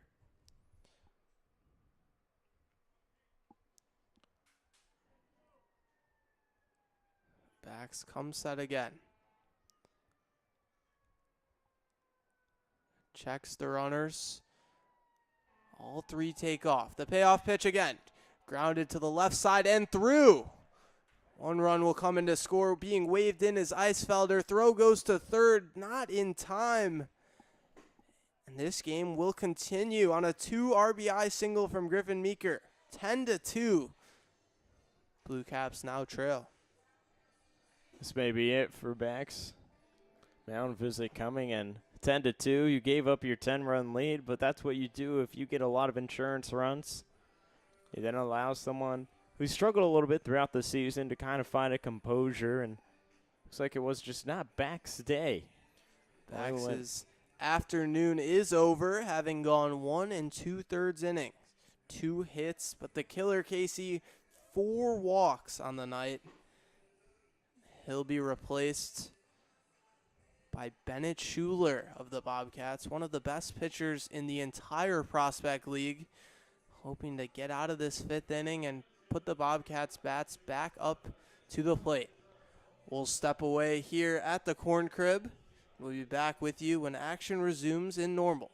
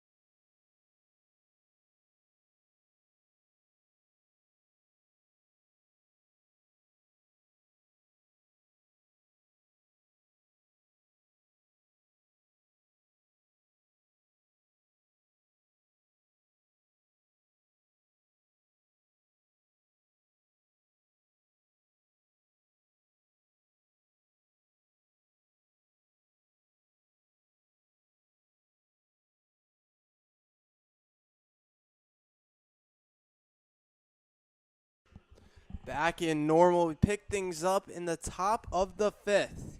Bluecaps starve off the run rule deficit, now trail 10-2 on a 2 RBI single from Griffin Meeker. Bennett Schuler enters the game for the Bobcats, hoping to stop the damage right here. Runners at first and third, 2 away. Carson Butler from the right-hand side. First pitch skips all the way to the backstop. In comes from third the runner in time. It's Luke Martin scoring from third. Griffin Meeker advances to second. 10-3. Lead continues to shrink, Casey. It does, and after the wild pitch, you allow another run to come in, and that's your first pitch of the at-bat. You've gone through 8 innings. This is now his 4th appearance that he's made. 2 wins on the year and only 2 hits, striking out 9 batters, but it's the first pitch control that you don't want to see a guy come in and just lose it. 1-0 to Butler, misses below the zone. Meeker leads off second. Stevens holds him on. The 2-0 skips away off the glove of Vogel to the backstop. Meeker will advance another 90 feet to third base. Count 3-0 to Carson Butler. And another run stands just 90 feet away now. Bit of excitement, Alex, brewing. Now, you got to mention the 10-run lead now could be slipping away. The Bluecaps fighting back. A 2-out rally continuing. The 3-0 catches the zone for a strike at the knees. Right here, Carson Butler taking until you see a strike from Schuler. Bobcats defense playing straight away. The 3-1 clips the zone on a fastball in the outer half. Butler doesn't like it. Count runs full. 2 away, runner at third. Here in the top of the 5th. The full count pitch misses away. It'll be a free pass issued to Carson Butler. The first batter, Schuler faces. A similar tune to those that face back. So free pass. First and third for Max Greamy with 2 away. Sheds his catcher's legs in the on-deck circle. Now digs into the right-hand batter's box. Shortstop Stevens shifts closer to the bag. Schuler checks the runners. Now comes to the plate. Misses away with the fastball. You know what they say, Casey? What's the best way to eat an elephant? Bit by bit, right? Bit by bit. Bluecaps cutting into this deficit. The 1-0. Catches the zone with the fastball on the outside half. 84 miles an hour on the heater. First and third with 2 away. 3 runs already in the inning for the Bluecaps. The 1-1. Misses away outside. 2-1 the count to Greamy. Doubled back in the second and flew out to right field in the 4th. 2-1. Fouled off his front leg. Vogel loses it. It's kicked all the way to the backstop. Home plate umpire Jeff Mazingo will produce a new ball for Bennett Schuler. And Alex, if you're Schuler here, any way of getting a strike is what you want to see, right? You had a foul ball there, 1 in the zone. Now you need to punch out to end the top of the 5th damage that the Bluecaps have poured in. The 2-2. Lined back up the middle and down. A 4th run is in for the Bluecaps in this inning. And the rally continues on the RBI single from Max Greamy. Bit by bit, KC. Continue to chop in. You have 3 more chances. 2 more, the 6th and the 7th inning. If you can get this lead, still 2 runners on. First and second, 2 away now for Colby Glenn, the 9th Bluecaps hitter to hit in this inning alone. First offer is grounded on the left-hand side. It'll tail foul. As catcher Vogel touches it. Glenn 0 for 2 tonight, but has started the summer extremely well, hitting just under 400 to start the campaign.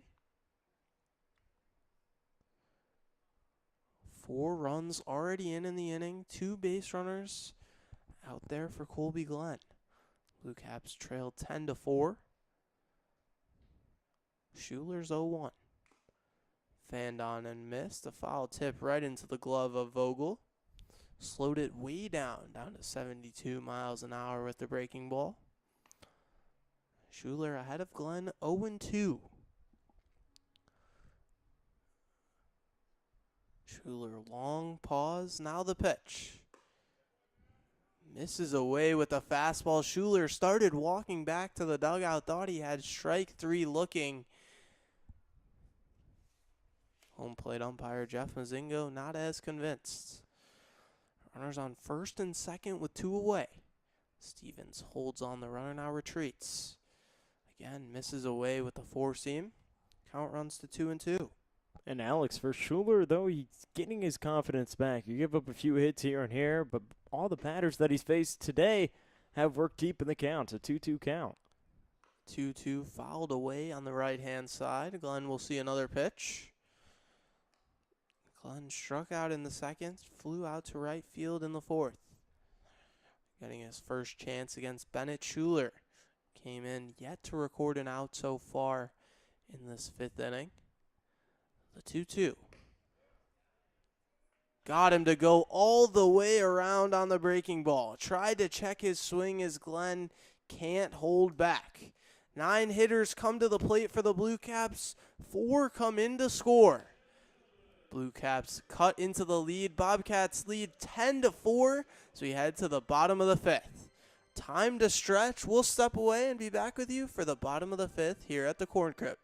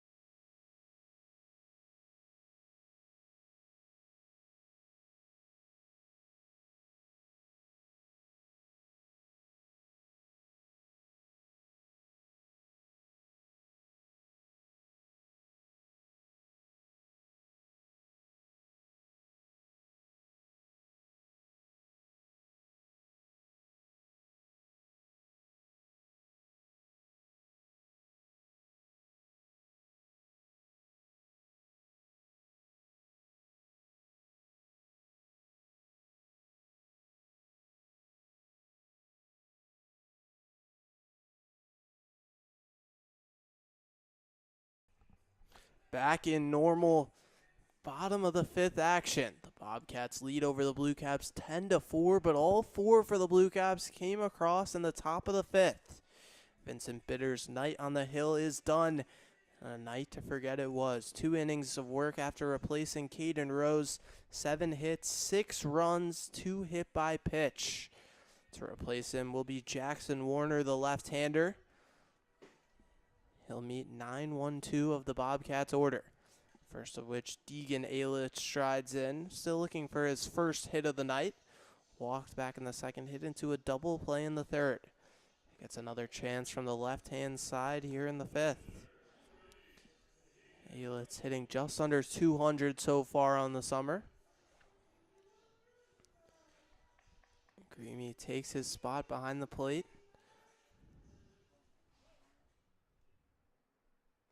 Warner stares in for the signs, comes set at the belt. His first offer. Misses high with the fastball. Beautiful day for baseball. A bit warm here at the Corn Crib. 87 degrees. Very humid day. The 1-0. Again, misses high and away with the four-seam. Casey, not easy to play on a day as humid as this. It's not, and there's not much of a breeze either. A bit of a gust out in the outfield, but when you're sitting close to home plate, there's not a bit of any wind. 2-0 misses downstairs. If you're the Bluecaps, you need to get the bats back to the plate as quickly as possible. Try and ride the momentum and continue to chip away at this big lead. Warner to the 3-0. Misses away 4 non-competitive pitches. It'll be a leadoff walk for Deegan Alich. Bobcats order will turn over for the fourth time, Braden Men, the one-hitter center fielder for the Bobcats. 2 for 3 tonight. RBI single back in the second to follow his single in the first. Helitz takes his lead off first with no one away. Men from the left-hand batter's box awaits the first pitch. Myers a fastball at the top of the zone for a strike. Good pitch there, too. You attack early, get ahead in the count. Now work it towards your advantage, especially after giving up the walk. Warner comes set at the belt, the 0-1. Misses away with a breaking ball. Count runs to 1-1. Bluecaps middle infielders shifting closer towards the bag. Double play depth with the runner at first. Warner checks on Helitz. Comes to the plate. Skips away from Greamy all the way to the backstop. Helitz will advance 90 feet to second base. Bobcats have a runner in scoring position. And they only need a few more runs left before they can walk away with this win. If they can get the run rule, they're up only 6, but if they're up 10, if they can get a few runs here in this inning, the game will come to a close. We're able to extend that lead to 10 just an inning ago before the Bluecaps got 4 back in the top of the 5th. Warner the 2-1.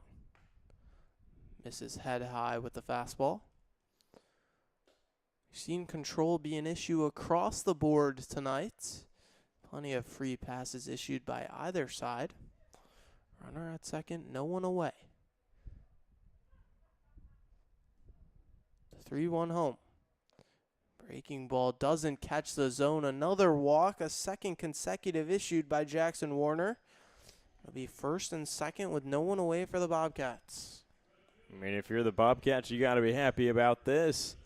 Potential to continue to get some runs in. Load the bases if you draw another walk, especially if Warner has not found the zone much today. Bobcats lead 10-4 in the bottom of the 5th. Carter Harris digs into the left-hand side. Runners at first and second with no one away. Warner comes set at the belt, his first pitch. Misses outside with the fastball. Wind blowing left to right. American flag pointing almost directly at the right fielder, Butler. Seen one home run leave the yard already off the bat of Will Vogel. The 1-0. Misses downstairs with the fastball. Carter Harris singled last inning to start the rally. Came around to score. Sent down in his first 2 trips. Had in the count 2-0 here in the 5th. Warner bounces and fires. Breaking ball nearly hits the head. Throw goes down. A back pick attempt to Deegan Helitz. Clips Helitz on his slide back into the bag. There was no Bluecaps middle infield over there. If it hadn't hit Helitz, it would have skipped into center field. Greamy trying something to break up the pace of play, which has been all Bobcats. Runners at first and second, both via the walk. The count 3-0 to Harris. Here it is. Clips the zone for a strike on the outside half. Yeah, Alex, you need a strike there, especially you don't want, after walking 2 batters, you don't want to allow another guy free on the bases. Harris 4 RBIs so far this summer. Entering tonight, added a 5th already. 3-0. Misses well outside. Another free pass. 3 consecutive batters walked by Jackson Warner. No movement in the Bluecaps bullpen. Bases will be loaded with no one away for the 3-hitter Drew Stevens. Digs into the right-hand side. Stevens hit into 2 fielders' choices so far tonight. Added a double back in the 3rd inning. Looking to break this game wide open. Bases loaded, no one away, bottom of the 5th. First offer misses downstairs. Stevens 4 RBIs so far this summer and plenty of ducks on the pond for him to add to his total. We've seen him make contact with the double you mentioned back in the 3rd. Perfect opportunity to put a ball in play here. The 1-0 Misses away with the fastball. 2-0. In danger of walking in a fourth consecutive hitter. Walking in a run. Bobcats lead the Bluecaps 10-4 in the bottom of the fifth. The winning run at the plate via the run rule. Drew Stevens awaits the 2-0. Takes a fastball on the inside half for a strike.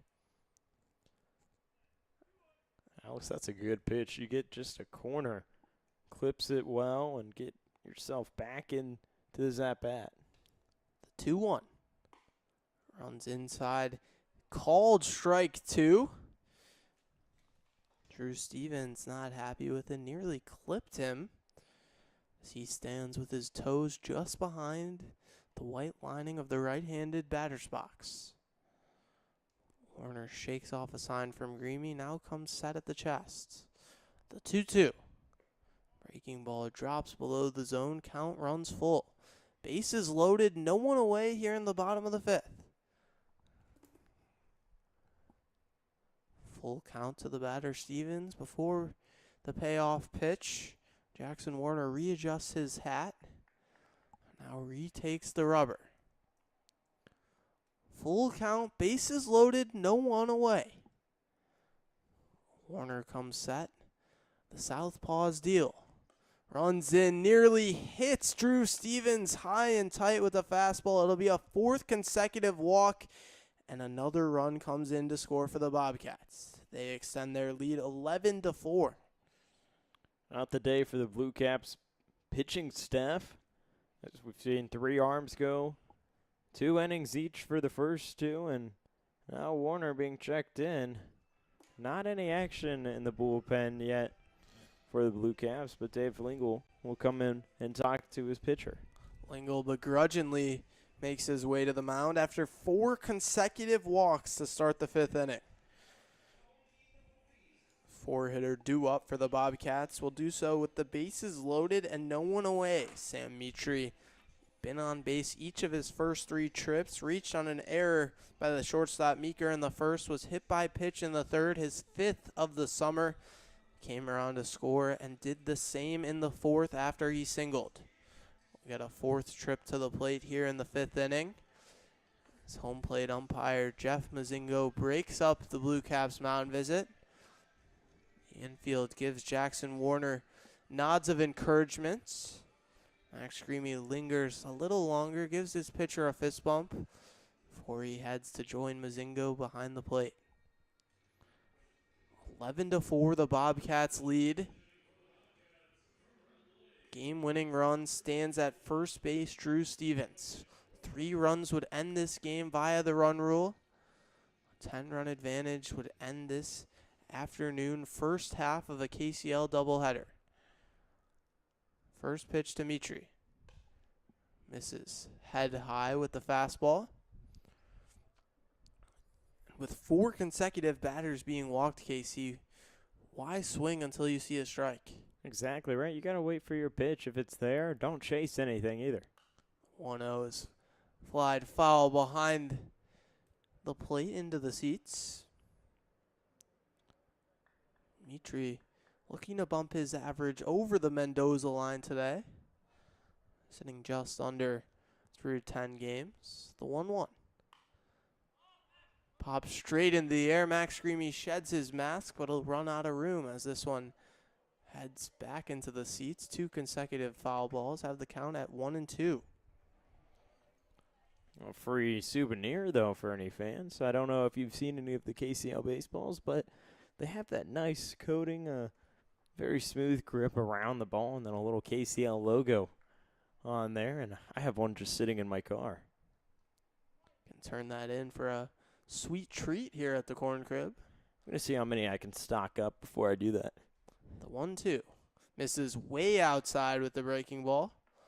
Plan to turn them all in at once or ration your sweet treats? Or what's the plan there? You know, I think it would be great if I had 20 of them and turned them all in at once. 20 Dippin' Dots at once? 20 large Dippin' Dots at once. Wow, there you go. Bases loaded, no one away for Sam Mitri. Warner comes to the plate. Breaking ball misses outside. Count runs full yet again.